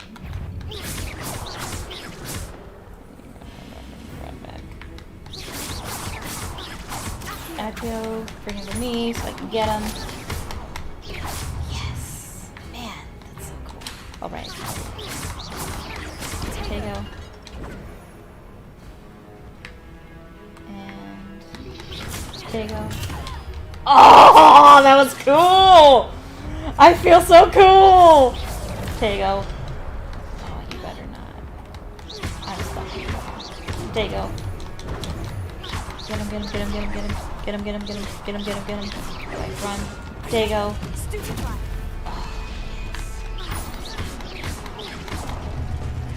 Oh, I feel so cool. Is that it? Oh, did I get them all? Oh, shit. There's one more. Right here. Right here. Get him, get him, get him. There you go.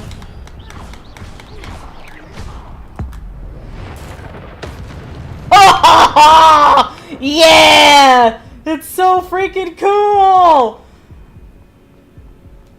It is a book after all. Yeah, that was awesome. That was fun. I was into that. If you couldn't tell.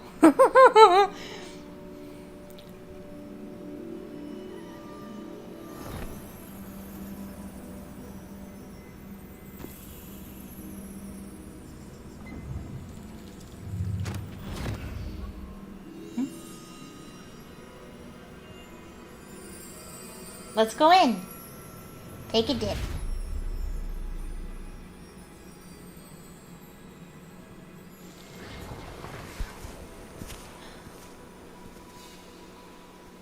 This is so cool.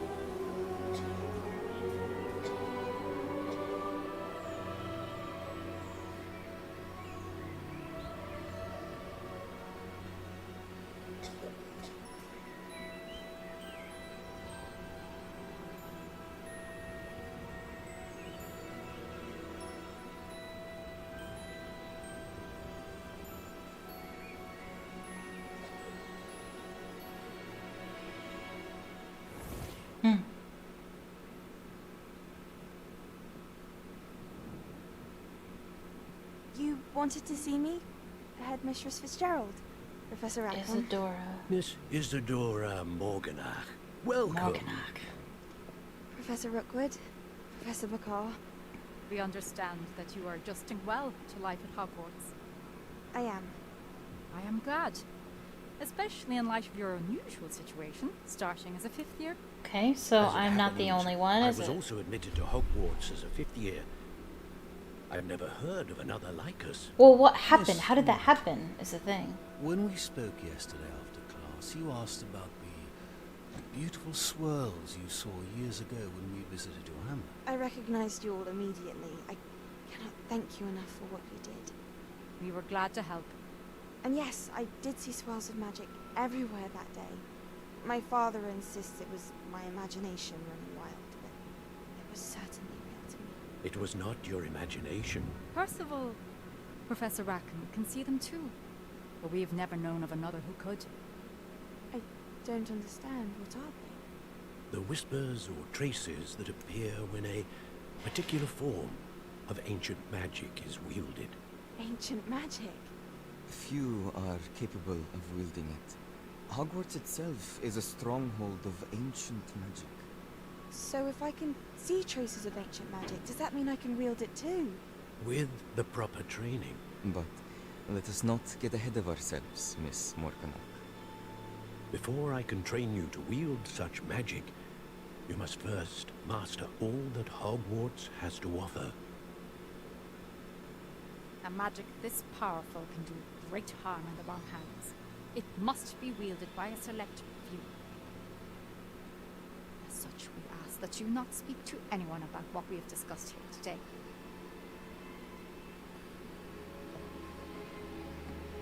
Okay, so this is another person before me that has experienced the same thing. Why do we only start Hogwarts at 5th year, though? That's the part where I'm confused. How does all of our letters get lost in the mail? You know, like, how does that happen?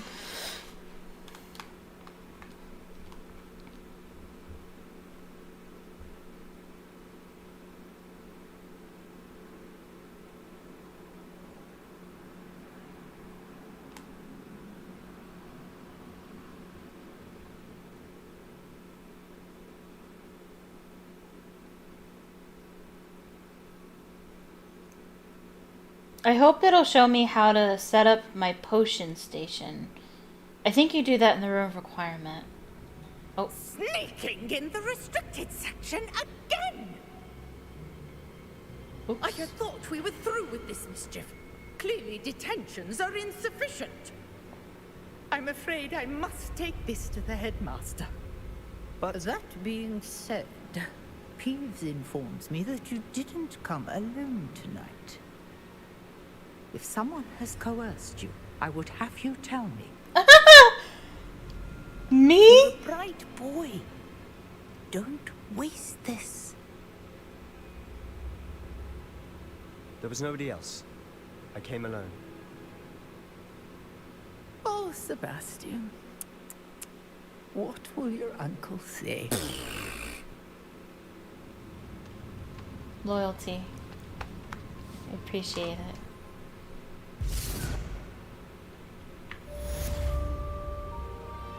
Alright. That quest is complete. We should probably... Is he still here? Or did... Oh, they probably took him. Ooh. I got a new hat.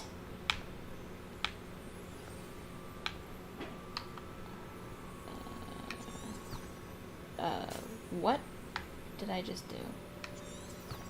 What am I doing? I don't know. I don't know.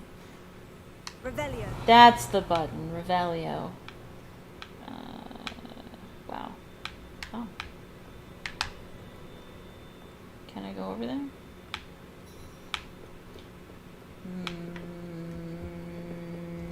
Yes.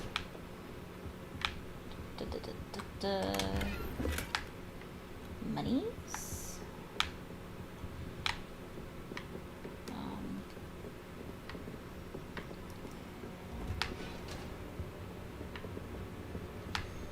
I would also like to...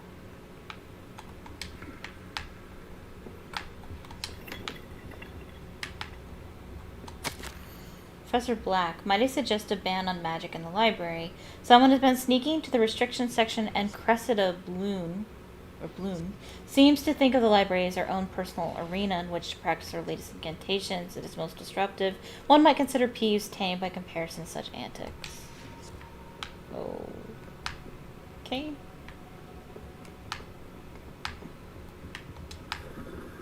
I'm just looking around.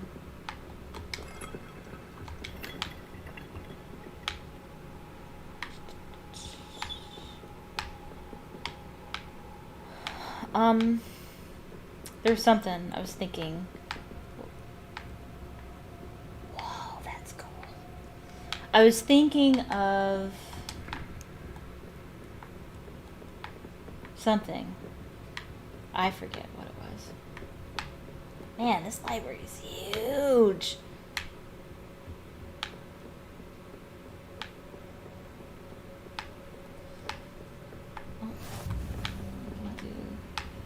Food Network here.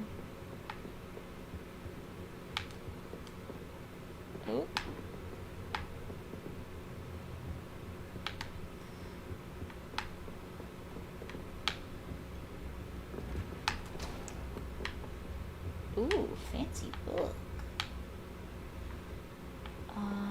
Is this where we were with the chest? Yeah, it is.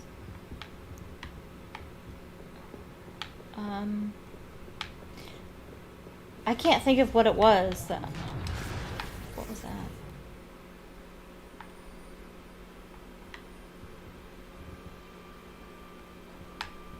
Should I be sneaky again? Is that a thing?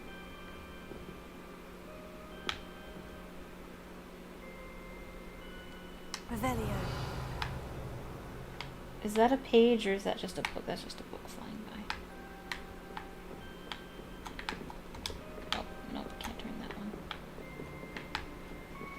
one. Maybe I'll head back. I'll head back.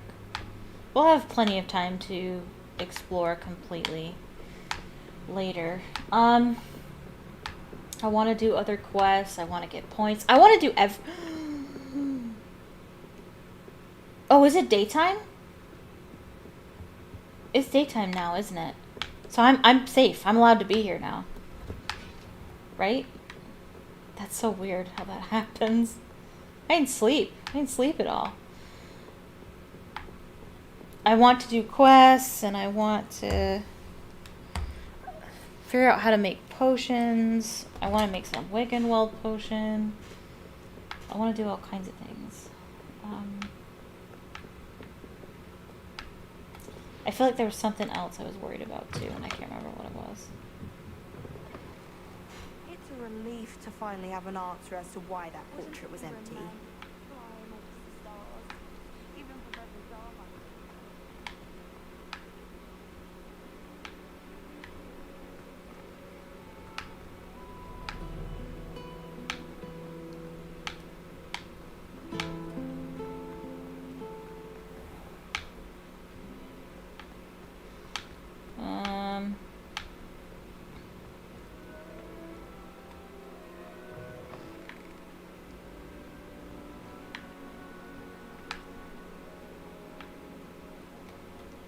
Pretty.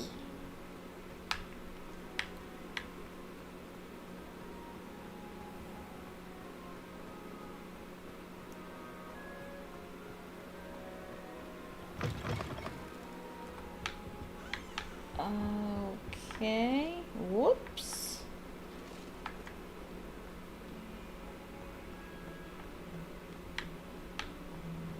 Oh, nope. Going down.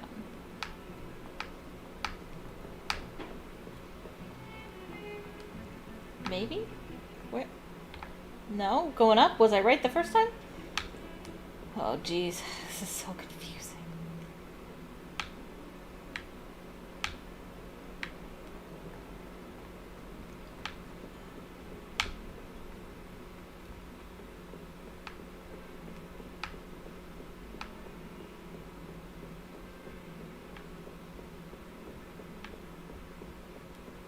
Nope, can't spin that one.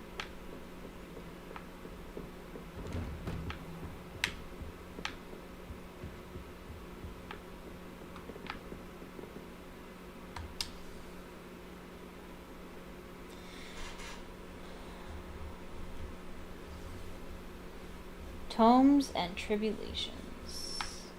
Take the book to Professor Fig. Okay.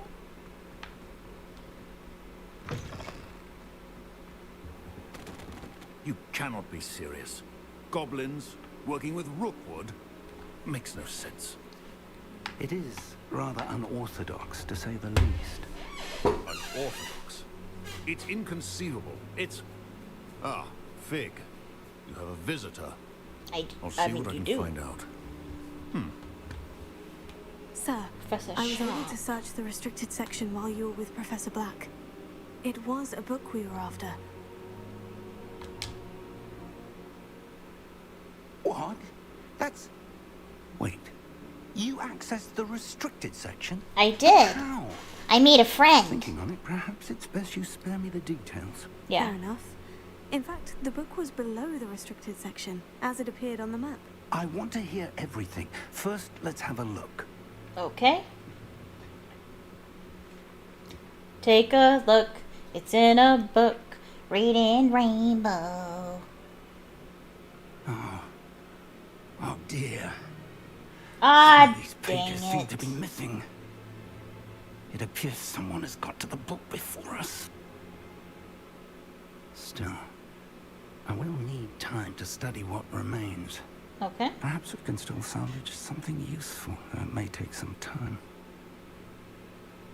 I wonder why it was here, below Hogwarts. I think I know, sir. I saw 2 more memories where I found the book. Another pensive.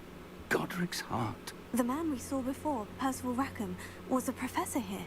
The first memory showed him and 3 other professors using ancient magic to restore a hamlet from a drought. Miriam was right.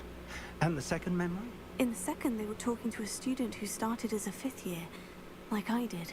She could see traces of magic too. Why those memories? Perhaps this book will explain. I'll have to take it with me to London. The headmaster has insisted that I speak directly to the minister about George's death. Okay. What will you tell them about Mr. Osric's death? I don't know how much I dare say. George tried to convince the ministry about Ranrock, but to no avail. My instinct is to follow the path we are on for the moment and keep the details to ourselves until we know more. Fair enough. I understand. I'll see what I can learn about the missing pages while you're gone. Good. Don't neglect your studies. Your wand work is improving by the day. I agree. But you'll want to pay attention in herbology and potions. Yes, please. There's more to magic than spellcasting. Herbology and potions. You've done exceptionally well. I look forward to seeing all that you've accomplished when I return. Oh, and don't neglect your friends. You may be surprised by how much you can learn from them as well. I want to be friends with everyone. Can I do that? Is that a thing I can do? Yeah. Look at me. Alright. So. A quest. What's my next quest? No quests. Alright. That just means we're going exploring. Meet me in Lower Hogsfield as soon as possible. I would like to talk to you about Rookwood and Harlow, and it might be best to do so outside of the castle. Ooh. Okay. Is that a new task? It is. A new quest. Ooh, we have a couple of... Well, wait, but then... Okay, so we have herbology class, but we also have crossed wands, round 3, and we also have spell combination practice 2. But then we also have Natsai. It's time to prove your dueling mettle and see if we've a new school champion. Meet me at the usual place for the final round of cross wands. Also, the training dummy is still available, Lucan. I want to follow... I want to go see Natty first. Meet me in Lower Hogsfield as soon as possible. I'd like to talk with you about Rookwood and Harlow. Yeah, she read that. Is that not a quest, though?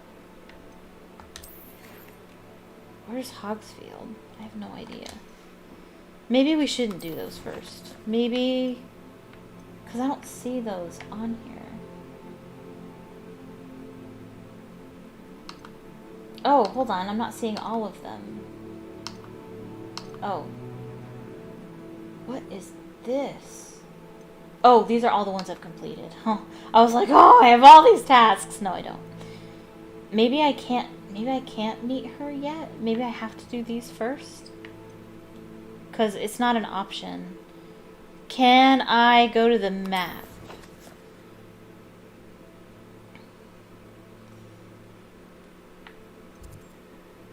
That's herbology class.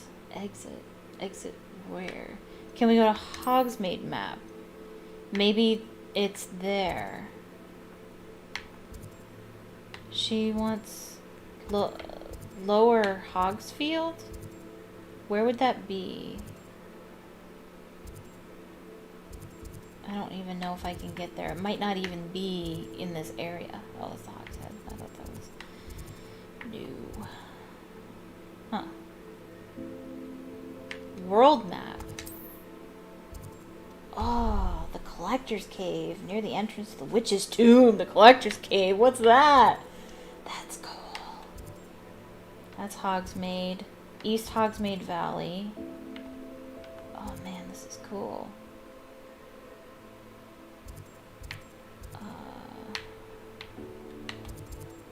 Oh, that's it. Right there.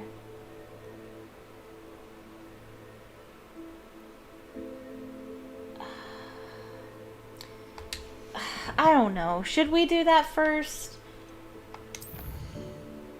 Or should we do this first? You know what? I'm gonna go see Natty. Because I didn't have any quests until she said that. She came first. Can I go? Lower Hogsfield is located in the countryside and is the closest hamlet to Hogwarts. In reverence to the school that taught them all, the inhabitants decided on the name Hogsfield. However, around the same time, the villagers of Upper Hogsfield also opted for the name Hogsfield after Hogsmeade. Thus, an unhappy compromise was decided upon, and each village added a qualifier to their name.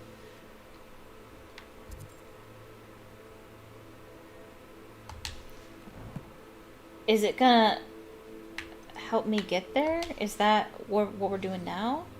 Yes, it is. Okay. Natty just sent you an owl post requesting to meet her in Lower. Oh. Is it now gonna teach me how to do what I just did? It is. Select the world map button. Yes, thank you. This is the world map. Most of the map is covered by fog, limiting what you can see. Yes. Hamlets are small communities throughout the world. This is the hamlet, Lower Hogsfield. Hamlets provide new opportunities for vendors, flue flames, side quests, and collectibles.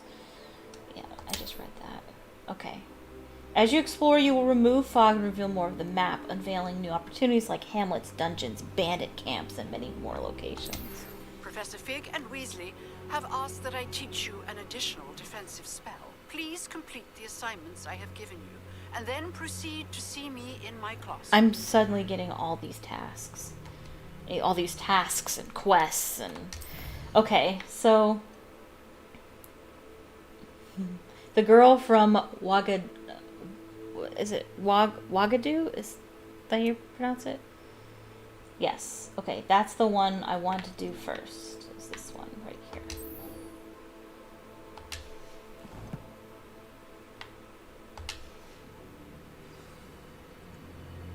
Okay. Yay! Fun, fun, fun. I'm gonna sit more comfortably.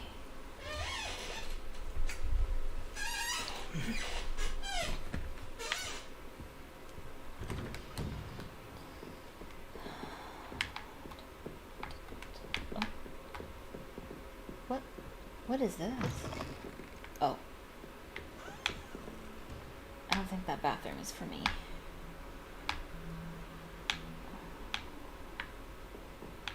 I'd like to be able to know my own way around.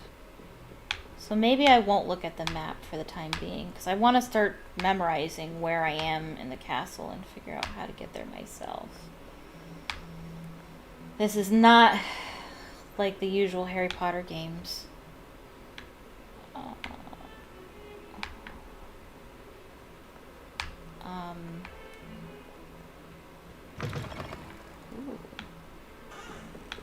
Oh, cool. I'm going the complete wrong way.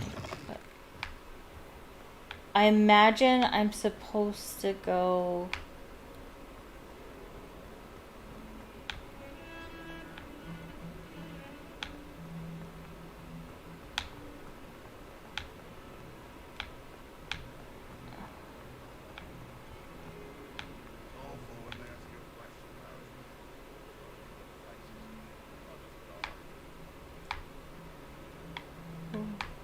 Which gargoyle's talking? Ooh, hi. Spare a moment? I could use your help. Yeah, sure, what's up? You wanted to speak with me? I did. Hello, I'm Duncan Hobhouse. Hi, Duncan. Pleasure to meet you. I've heard all about you, of course. confronting trolls and dragons. Well, you know. Why, thank you. I've had some good luck.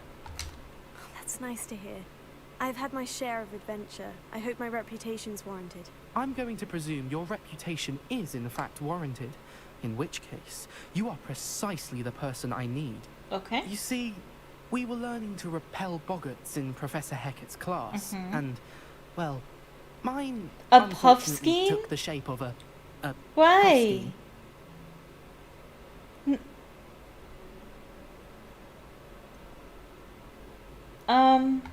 They're adorable. Why would you be afraid I of a have puffskein? two of They them seem actually. adorable until Pygmy one ones. sticks its tongue up your nose. Regardless of how reasonable I believe my fear Yeah, of puffskeins to be, we won't worry about that right now. I'm beginning to get a reputation as a coward. Well. Some have even taken to calling me Puffskein Dunkeen.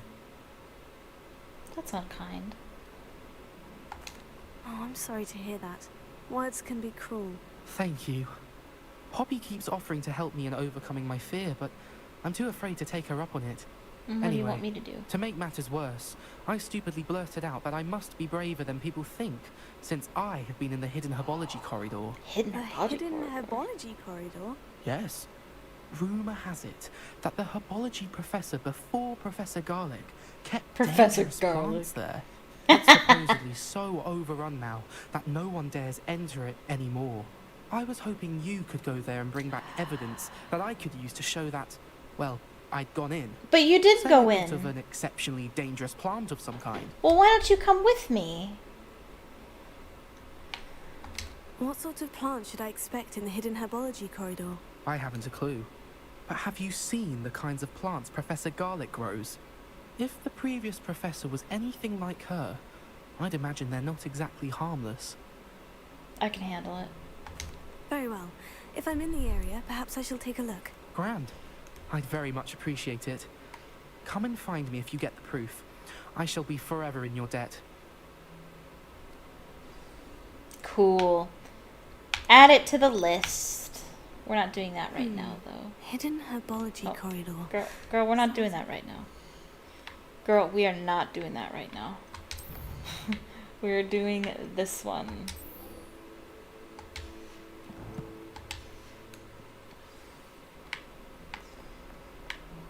I'm trying to find my way around the place. Did I go the wrong way? No, I didn't.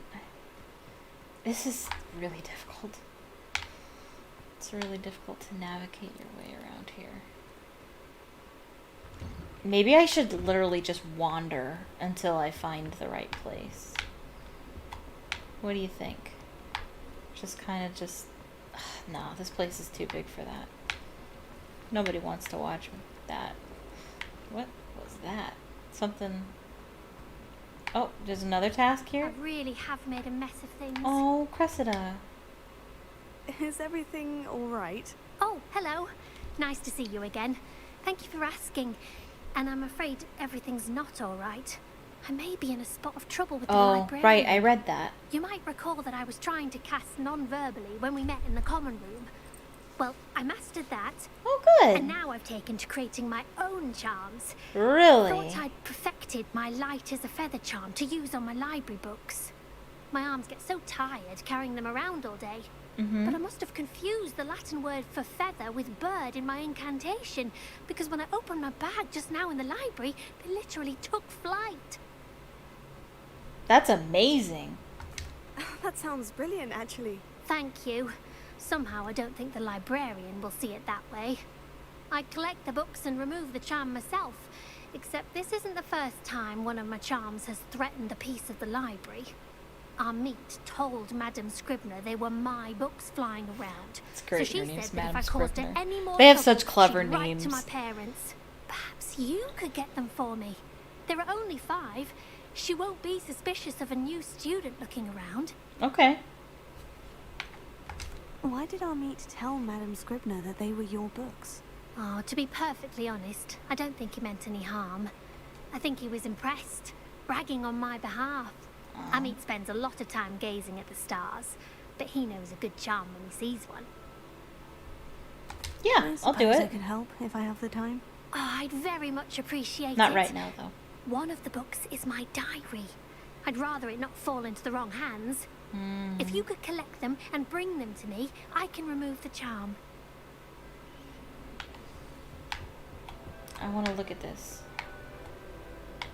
What do I do with this?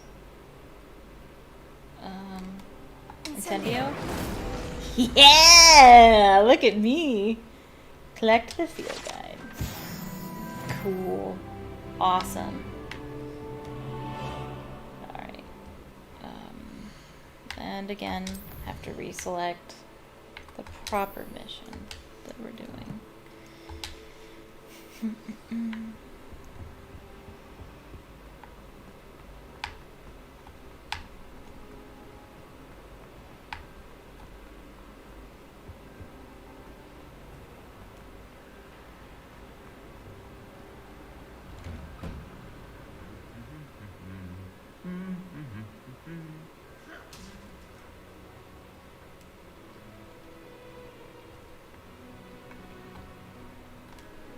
Incendio! I feel like you can do something with this. Lumos. Leviosa. Okay, maybe not. Maybe you can, I just didn't equip the spell.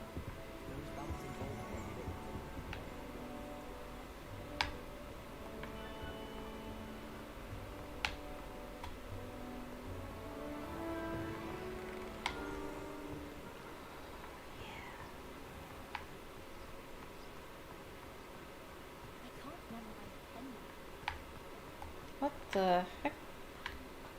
I'm confused.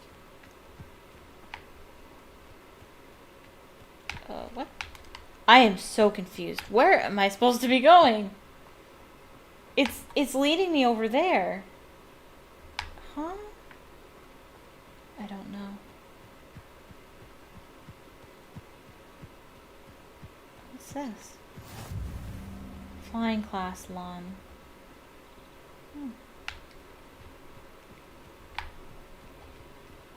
What? Where am I supposed to be going? See, I follow the dots. Okay.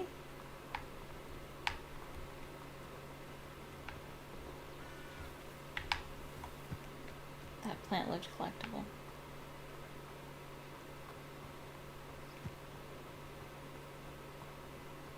I'm seriously walking all the way there. I don't have a broom, so I have no way of getting there quickly.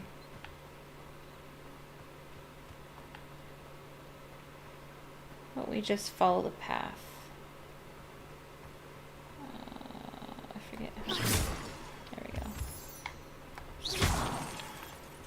Got some moonstone. Oh wait, is there more there? Or is that? No, that's just moon bits.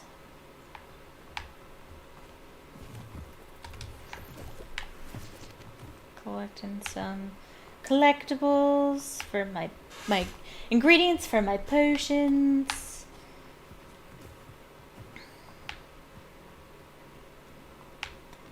Just going for a stroll.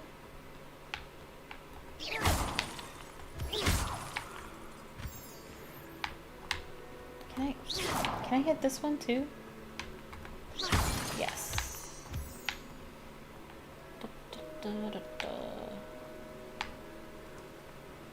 Ooh, what's that?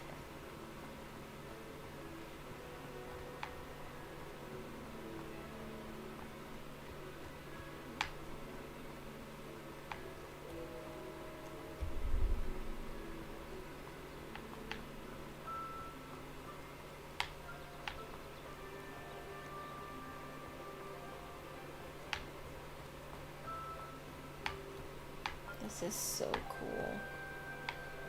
Oh, that's where we are. Oh, cool. Yeah, this is Oh, nice to see you, my young friend. Oh, thanks. Ooh, look at the balloons. Man, this place is so big.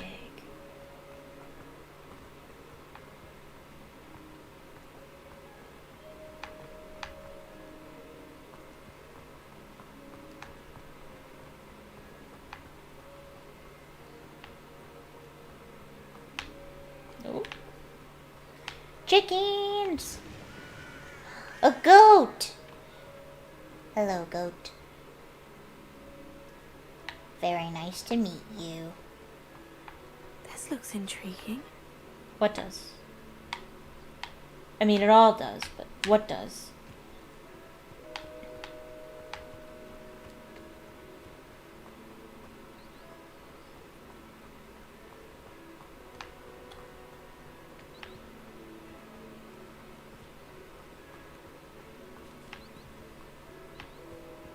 I made it. It is good to see you, my friend. Thanks. Hello, Natty. How are you? I hope you've recovered from our rather eventful trip to Hogsmeade. I am well, but I have been worried about you, my friend. With Ranrock and Rookwood and Harlow after you? I'm all right at the moment. We did not speak about it at the time, but I am hoping now you might tell me why they were looking for you. Let's tell her. They want something that Professor Fig and I found trust at her. Gringotts. When were you at Gringotts? Just before we came to Hogwarts. In fact, it's why I was late to the sorting ceremony. A portkey brought us there after the dragon attacked our carriage. What on earth? There's one more thing. It's a bit odd, if I'm honest. Professor Fig says I have a rare connection to a powerful form of ancient magic. Is that the magic you used fighting the trolls in Hogsmeade? I think so. I'm still learning. But I can see traces of it. And I've cast magic I can't otherwise explain. I know that's a lot to absorb. It is. And I will have more questions. As will I. For now, it is safe to say that Rookwood and Harlow are a threat to both of us. To all of us. Which is why I wanted to speak to you. Okay. I realized something that day in Hogsmeade. You displayed such courage fighting that troll. And Serona wasn't intimidated one bit by Rookwood and Harlow. Both of you have inspired me to take a stand of my own. Good. What sort of stand? What is Men it? like Rookwood and Harlow are the reason my mother and I left Matibili land. I am not going to sit by and watch them destroy my new home. Okay. I'm glad to hear it. Good. Rookwood and Harlow are a dangerous pair. And the fact that they're working with Ranrock, well... All the more reason they must be stopped. Rumor has it that Theophilus Harlow runs Rookwood's day-to-day operations. Taking him down would cripple Rookwood's entire enterprise. What does he do? But shouldn't Officer Singer handle someone like Harlow? I spoke with her. She was polite, but perhaps understandably would not discuss details with a student. I overheard some of Rookwood's lot talking about a massive poaching operation that Harlow is planning. Okay. I was thinking that we could investigate a bit. Try to get the evidence that Officer Singer needs. All right. I'm down. But how? I am going to watch and listen, find out precisely what Harlow is up to. I shall reach out when I know more. All In right. the meantime, remember, I am here if you need me. Thank you, Natty. Here? As in right here? Be on your guard. I beg your pardon. How dare you threaten me? What's going on here? The quest is complete. Help the stranger. I'm helping a stranger? Trails of Merlin. Okay. Okay. Might as well. Now that we're here. Oh, yeah. Yes, I know.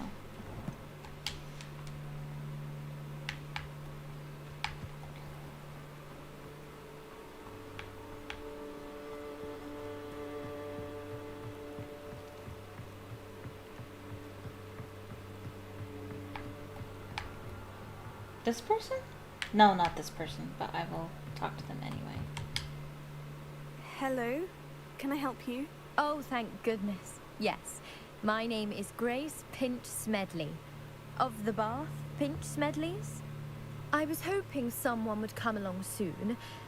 I was about to defy my father's wishes and would never have forgiven myself. You see, I need to retrieve something from the bottom of the lake. Might you be the one to help me? Diving into the lake sounds like an adventure. Tell me more. Splendid! Spoken like a true Precisely Gryffindor. the response I'd hoped for. What do you need help retrieving? Years ago, my grandfather, who fancied himself quite the astronomer, set sail from Hogsmeade Station for what was meant to be a quick stargazing cruise with my grandmother. They never returned. I'm so sorry. What happened to them? We can't be sure. We only know that neither they nor their boat made it back to shore. They were presumed drowned.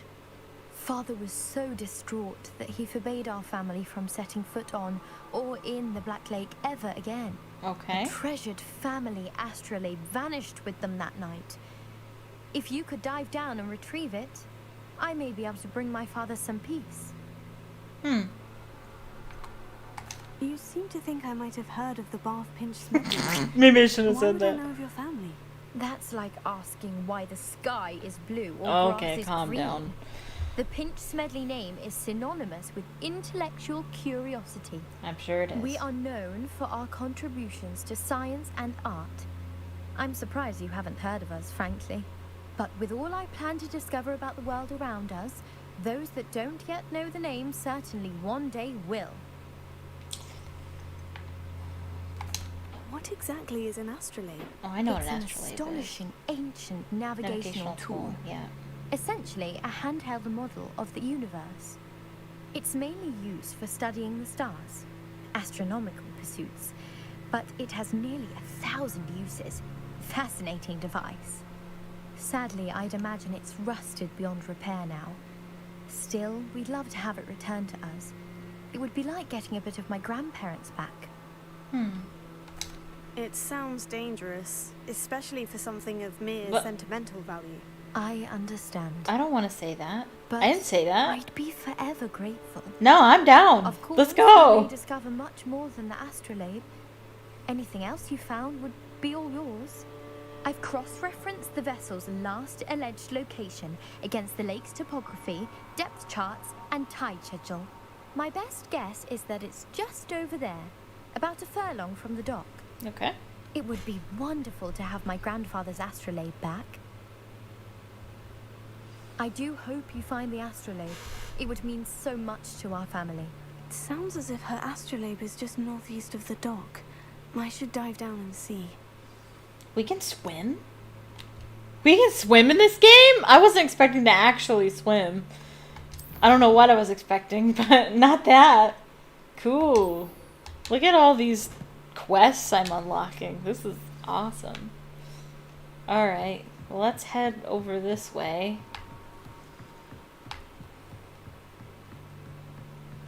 And help this stranger. Oh no. They must have come this way. Think! What's going on? I've no idea who it is you think I might have seen. I've been busy with my research. I do not have time to... Victor Rookwood don't give a doxy's nip back your time. Oi! Speak of the devil. Mr. Rookwood would like a word with you. Oh, it's not happening. Students, you can't be sick. Enough out of you. Leave her alone. Oh, look at my wand. Oh my. Oh.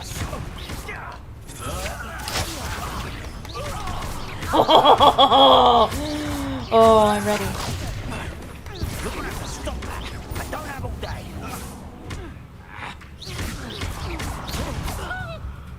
That was cool.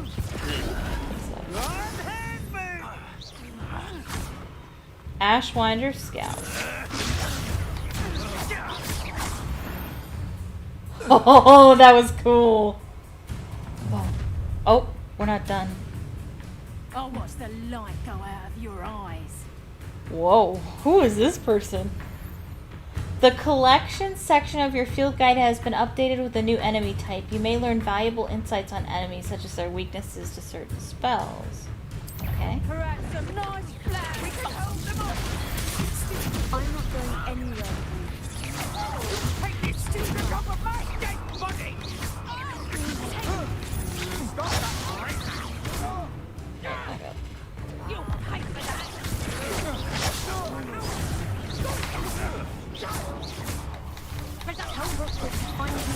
Whoa! The world has gone insane! Release. Sorry, my graphics driver needs to be updated. Holy. Is that the best you got? Incendio, that's proper food, that is. yeah, the world is not doing well.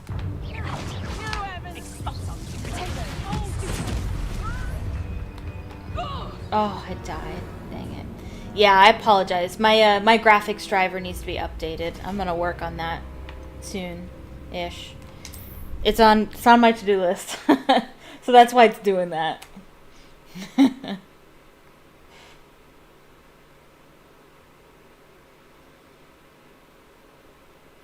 This is fun. I like this.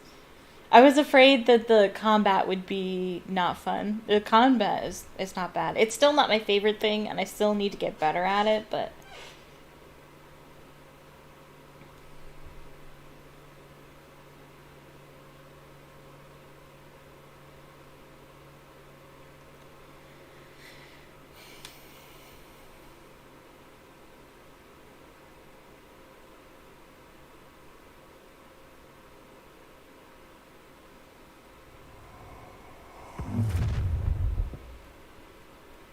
I'll watch the light go out of your eyes.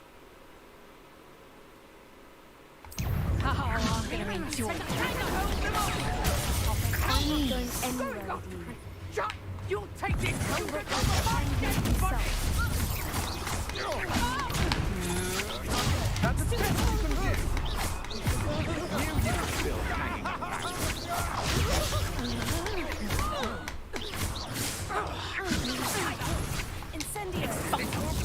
How does that not work? I thought...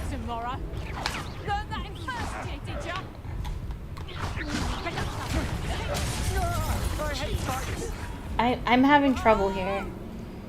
Maybe we should not do this quest. We should wait till I can make a Wigan Weld potion. Or maybe I should go more towards safety and get them from a safer location.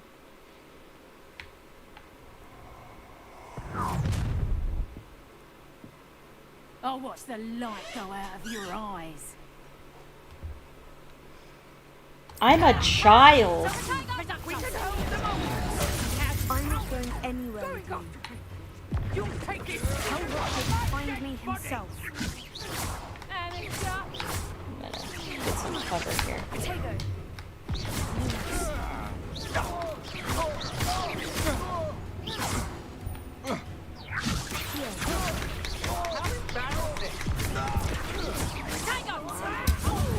Oh, that was cool!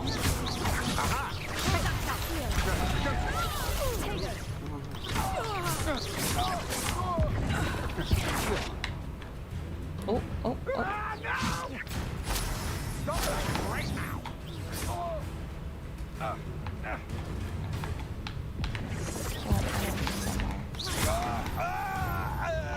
That was awesome. I was way into that. That was so good! What on earth just happened? I've never been accosted in such a manner. And so close to Hogwarts. Oh, the lake is freaking out again. Look, it's the giant squid. He's looking a little abstract right now.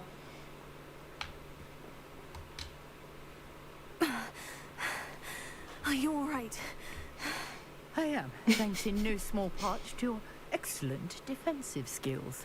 Thank you. Tell me why 2 Ashwinders were ready to dispatch me to get to you. Ashwinders? Victor Rookwood's thieves and extortionists, his little cronies. They seemed quite keen on you. It's a long story, but thank you for your help. Well, you've avoided them for the moment. Priya warned me things were getting dangerous. Best get moving on my research before they return.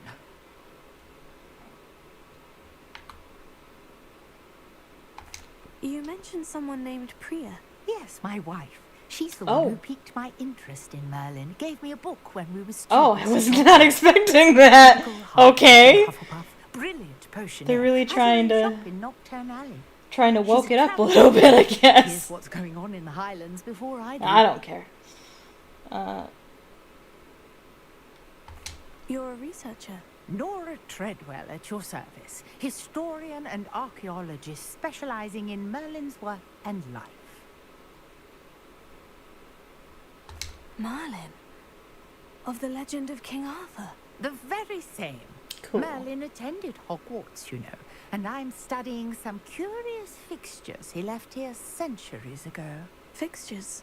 These vine-covered pillars, dozens of them, all around the area. I've taken to calling them the Trials of Merlin. I believe he created them as a diversion for his fellow Slytherins. He was terribly fond of puzzles and enigmas. I can see why you're so interested in Merlin. I'd be keen to know more about the trials. Well then, I'll let you in on a little secret. No one has yet managed to figure out how they work. But I believe I have just unlocked a crucial clue. I suspect that Mallowsweet is an important component in getting the trials to work. Mallowsweet? Versatile herb. Merlin repeatedly mentioned it in his writings. Okay. I had just arrived to test my theory when I was so rudely interrupted. I see. You see, each swirl in Merlin's writing has a symbol in the center. That started me thinking, what if... The Mallowsweet is meant to be placed at the center of the symbols. Precisely. Would you care to do the honors? We can see what comes of our little hypothesis. Okay. I brought a trunk chock full of Mallowsweet with me. It's just over there by my tent. Okay. I apologize. The lake is really distracting. Yes, take plenty, even if you already have some. I have the Mallowsweet. Lovely. Now, notice the vines on these pillars here, as well as a stone swell on the ground. Uh-huh. Each trial has these features. Okay. Place the Mallowsweet on the swell, and we'll see what happens. All right. It'd be kind of funny if nothing happened. See that? The vines disappeared. What should I do now? This is uncharted territory. I am curious about these pyres.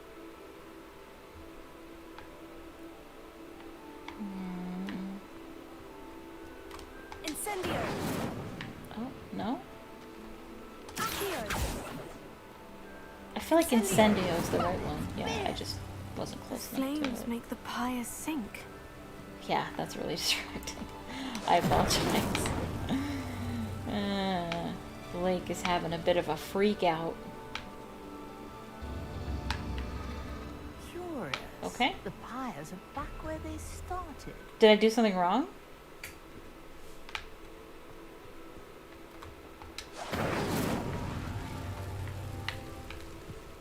Are they doing something in particular?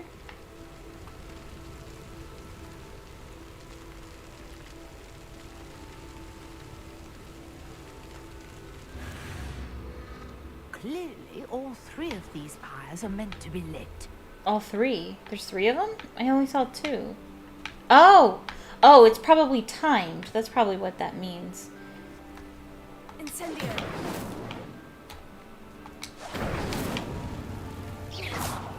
Incendio! Nope, not close enough. Did I do it? Oh, I missed one. Whoops. That's that. Settled. Oh. Oh, I did it. Oh. I thought they all had to be. Because it goes under the water and then it obviously it puts it out. So I thought I was timed. That is beautiful. That's lovely. What a day. I can hardly believe it. That's lovely.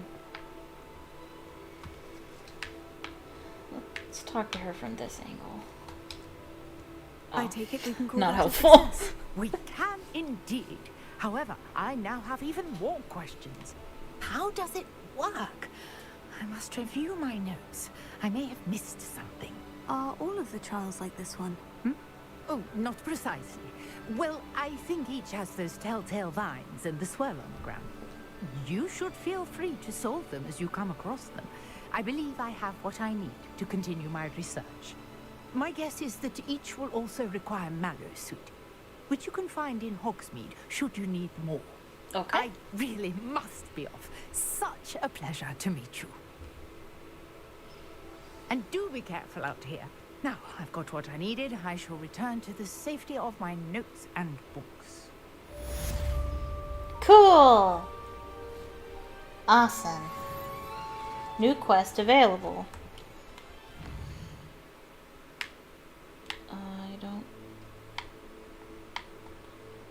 I guess I've added a quest. What's this one? Oh, these are all the new ones that I've... Well, I think it's time that we went to herbology class.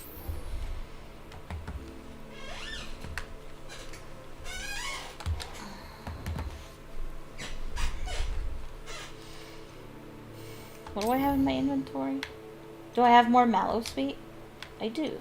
Oh, good.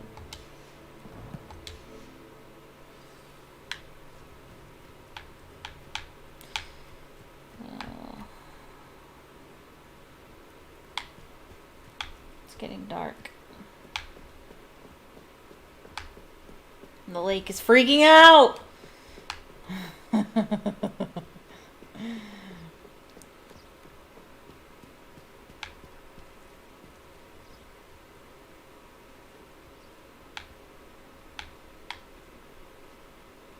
This could prove dangerous if I'm not careful.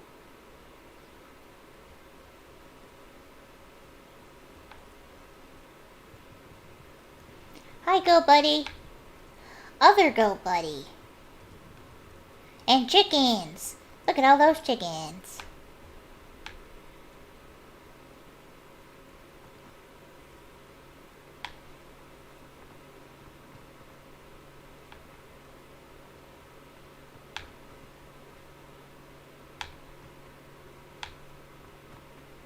It's getting dark. I think we're going to be late for herbology. I think it'll just skip to tomorrow when that happens.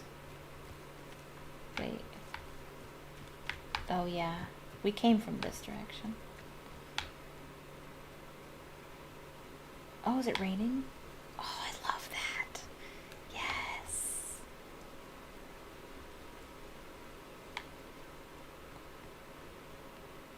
Man, I need a broom. I haven't been able to unlock one yet.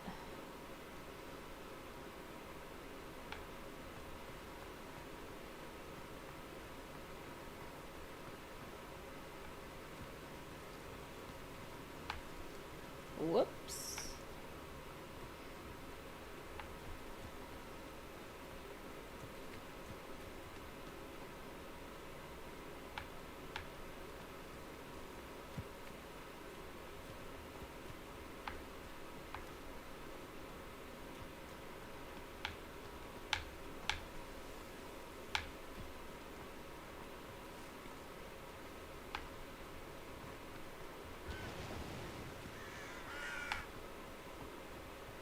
Ooh, this is cool.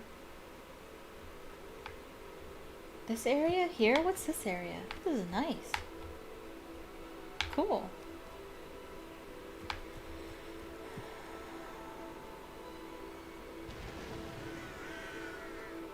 Where am I? Oh! The greenhouses are probably not even attached to the school. This is a completely different part of the, Oh, no. Is there another path here? Oh, this is the courtyard area.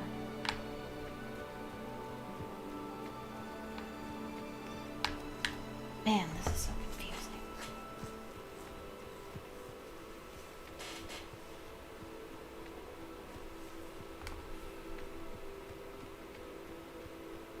Can we talk to that person? No.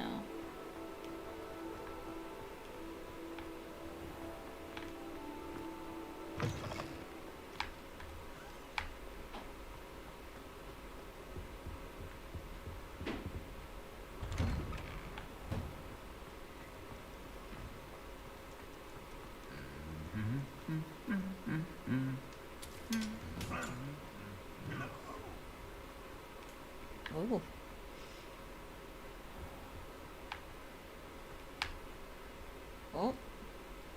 calm down.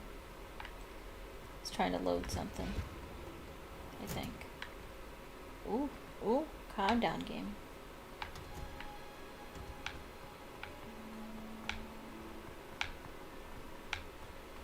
Ooh. Oh, you know what? It might make me wait until daylight. Alright, so this is the greenhouse. I have not been in the greenhouse, but I hear it's to die for. Greenhouses. Awesome. Why is it stuttering so much? Yeah, see, it's gonna make me wait until daytime, because it doesn't make sense to have a class at night. I just slept here on the ground. Let's begin!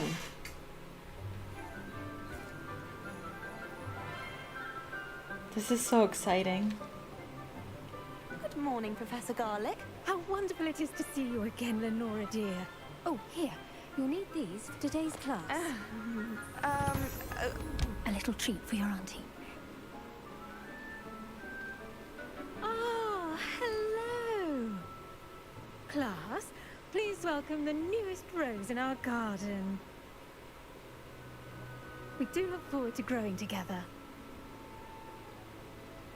How thrilling it is to have everyone back together again. This year will be filled with enchantment and excitement, but the most important thing cultivated in herbology is knowledge. The prudent herbologist is no more afraid of the venomous tentacula than the bouncing bowl. Those things always sort of freak me out. Now then, today we will be acquainting ourselves with the mellifluous tuber known as the mandrake root. Oh. Accio. Let's see if we can't make our fibrous friends a bit more comfortable, shall we? First, let's protect our ears. Oh, that's what they grabbed. I thought it was like little, like, now, garlic cloves, honestly. Like cauliflower. Mandrake by the tendrils and give it a firm tug.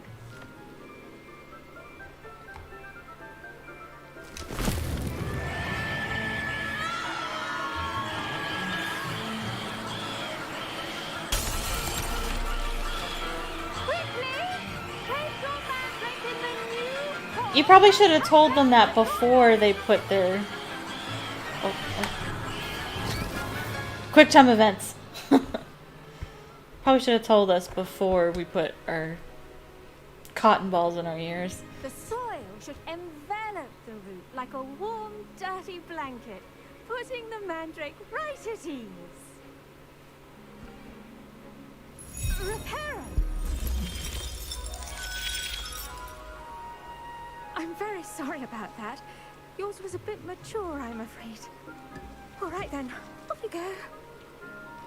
Splendid work, everyone.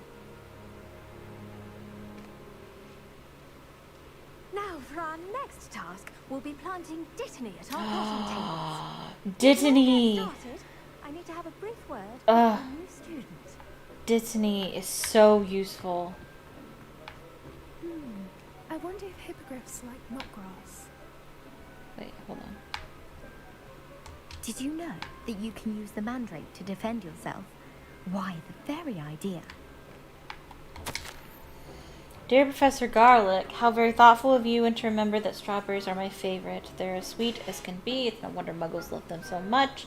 Everything you cultivate seems to be of such high quality, from bitter root to berries. I do hope that my darling niece can learn this skill whilst under your tutelage. Lenora so adores you, as do all of your students, I'm sure. Warmest regards, always, Eleanor Everleigh.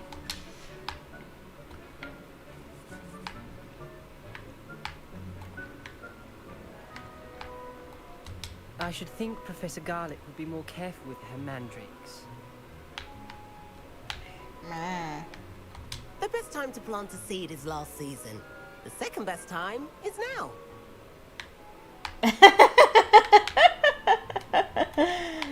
I like that. Oh, look, it's Nettie. I do wonder about Professor Fig. He's hardly ever in his classroom. Most strange. What is she doing? Are you okay? You alright?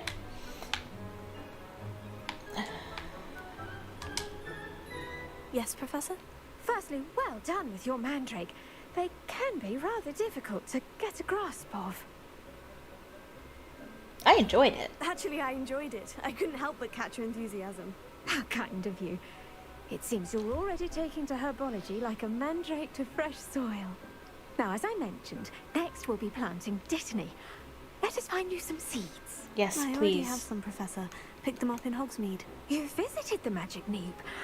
Wonderful. A prepared student is bound to bloom. I've arranged for you to have your own potting table here in the classroom. Wasn't easy to spare one on such late notice. Plant the seeds there now, and you can return to harvest them later. Even with soil, sunlight, and a bit of magic, they will take time to grow. Okay. Let's see how to balance my star thistle arrangement. Niffler's fancy or roses? Oh, I love flower arranging. I took a flower arrangement class in high school. Dittany's restorative properties make it a vital ingredient in the Wiggenweld potion. Plotting table You should know unlocked. from Professor Sharp's class. Okay, so select the available seeds to begin planting. Once the seeds have been planted, the plant will take time to grow before being ready to harvest. Alright, dittany, the leaves of this medicinal herb, are used in Wiggenweld potion. Yes, dittany seeds can be purchased at the Magic Neep and can be grown in pots of any size. Growth time, 10 minutes. Small plant. Okay. We also have mallowsweet, mandrake. Well, we don't. We need to purchase them. But knotgrass, venomous tentacula, fluxweed, shrivel fig, and Chinese chomping cabbage. Well, we want this one. Okay. Potting table, yep. Ready, okay. You can add fertilizer to this plant to increase its yield. You can create a fertilizer by conjuring a dung composter. Okay. So we've got our dittany here. Can I water it or anything? Probably Well not. done. It's not a Once it planting can be simulator. harvested, your dittany will be ready to use in Wiggenweld potion. I'll let I need Professor that. Sharp tell you about that. I need that so Now, bad. what say we branch out? Introduce you to a different sort of flora, the Chinese chomping cabbage. You'll find that some plants are better suited to uses outside of a cauldron. The cabbages do get testy without something to chew. Fortunately, I have a dummy for them to gnaw on. Be a dear and let them have a good chomping. Yes, Professor. They're in the other greenhouse. It's just at the end of the footbridge leading out of this room. Your classmate, Mr. Pruitt, has kindly offered to accompany you. Oh, come back nice. and see me when you're finished. Oh, and mind your fingers. They do bite. All right. So we want to meet Leander Pruitt. The edges mustn't curl and turn Oh, look. brown like that. Him is growing. Up here? Hello. Saw you on your way to Hogsmeade the other day. Hello. Nice to meet you. I'm Leander. I'll be showing Nice you to the meet Chinese you. chomping cabbages. Up these stairs will take us there. But your lead. All right. Nice work in Defense Against the Dark Arts, by the way. Oh, thanks. Excuse me? Your duel with Sebastian. And he's good. Thinks he's really good. But you outright slaughtered him. It was brilliant. Well, you know. Oh, well, thank you. I nearly put Sebastian in his place myself. I mean, I would have, if Hecate hadn't stopped me. Didn't she stop that dragon skull from crushing you? Typical Slytherin trick, dropping a dragon skull on someone during a fight. We Gryffindors fight with honor. You know that, of course. I wonder if he still says that if you're not a Gryffindor. Okay. This one. Ooh. Oh, I got some fluxweed. Nice. And some knotgrass.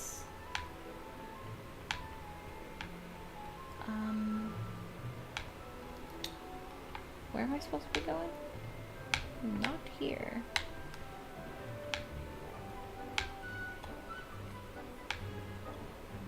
Here we are, home of the Chinese chomping cabbage.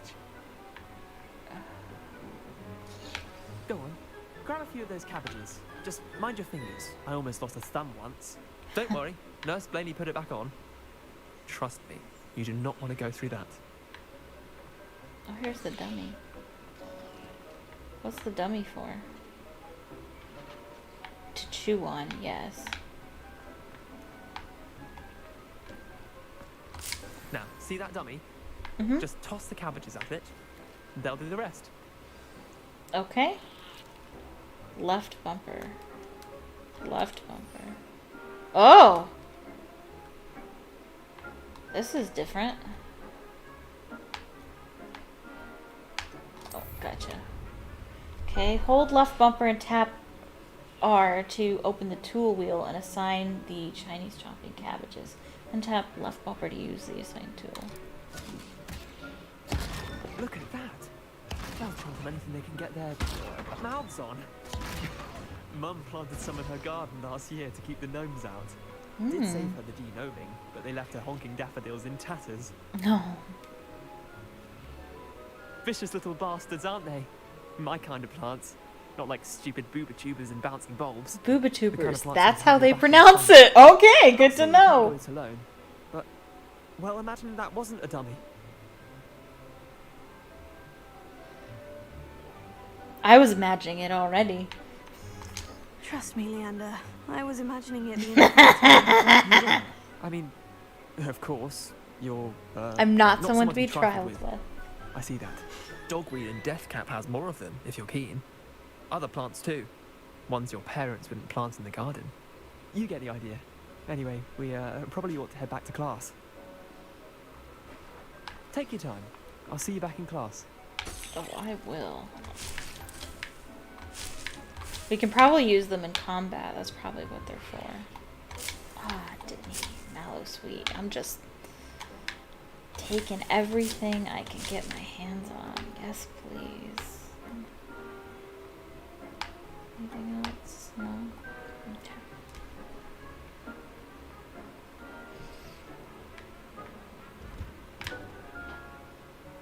Oh, this is where we are. Okay. Sort of. I sort of understand now where we are.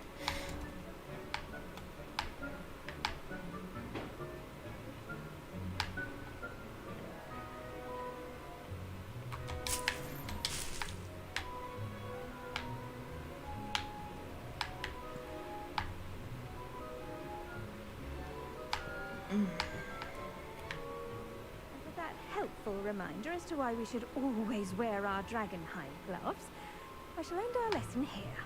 Terribly sorry, Mr. Clopton. All right.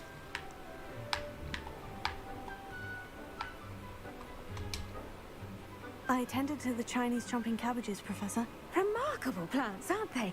I hope they weren't too much trouble. Oh, don't see any bite marks or missing digits. And good, as you do seem to be quite green-fingered. Oh, I'm eager to see your skill in the soil continue to blossom. As am I. Plants offer so much. Magical plants have so much to offer. I'm eager to learn more. I'm glad. Herbology is a bounteous subject. Tend to your garden, and it will tend to you. Ooh, I like that. Well, I suppose that's everything. Do come I'd by like for to a make chat a sometime. canvas I so enjoy with that checking quote in and give with it to my new mother. students. I should do that. Tend to your garden, and your garden will tend to you. Yay! Herbology complete. Relishing their new pots only cost me my damn But I think that's where we will end it. And we will look at all our new stuff next time, as we do.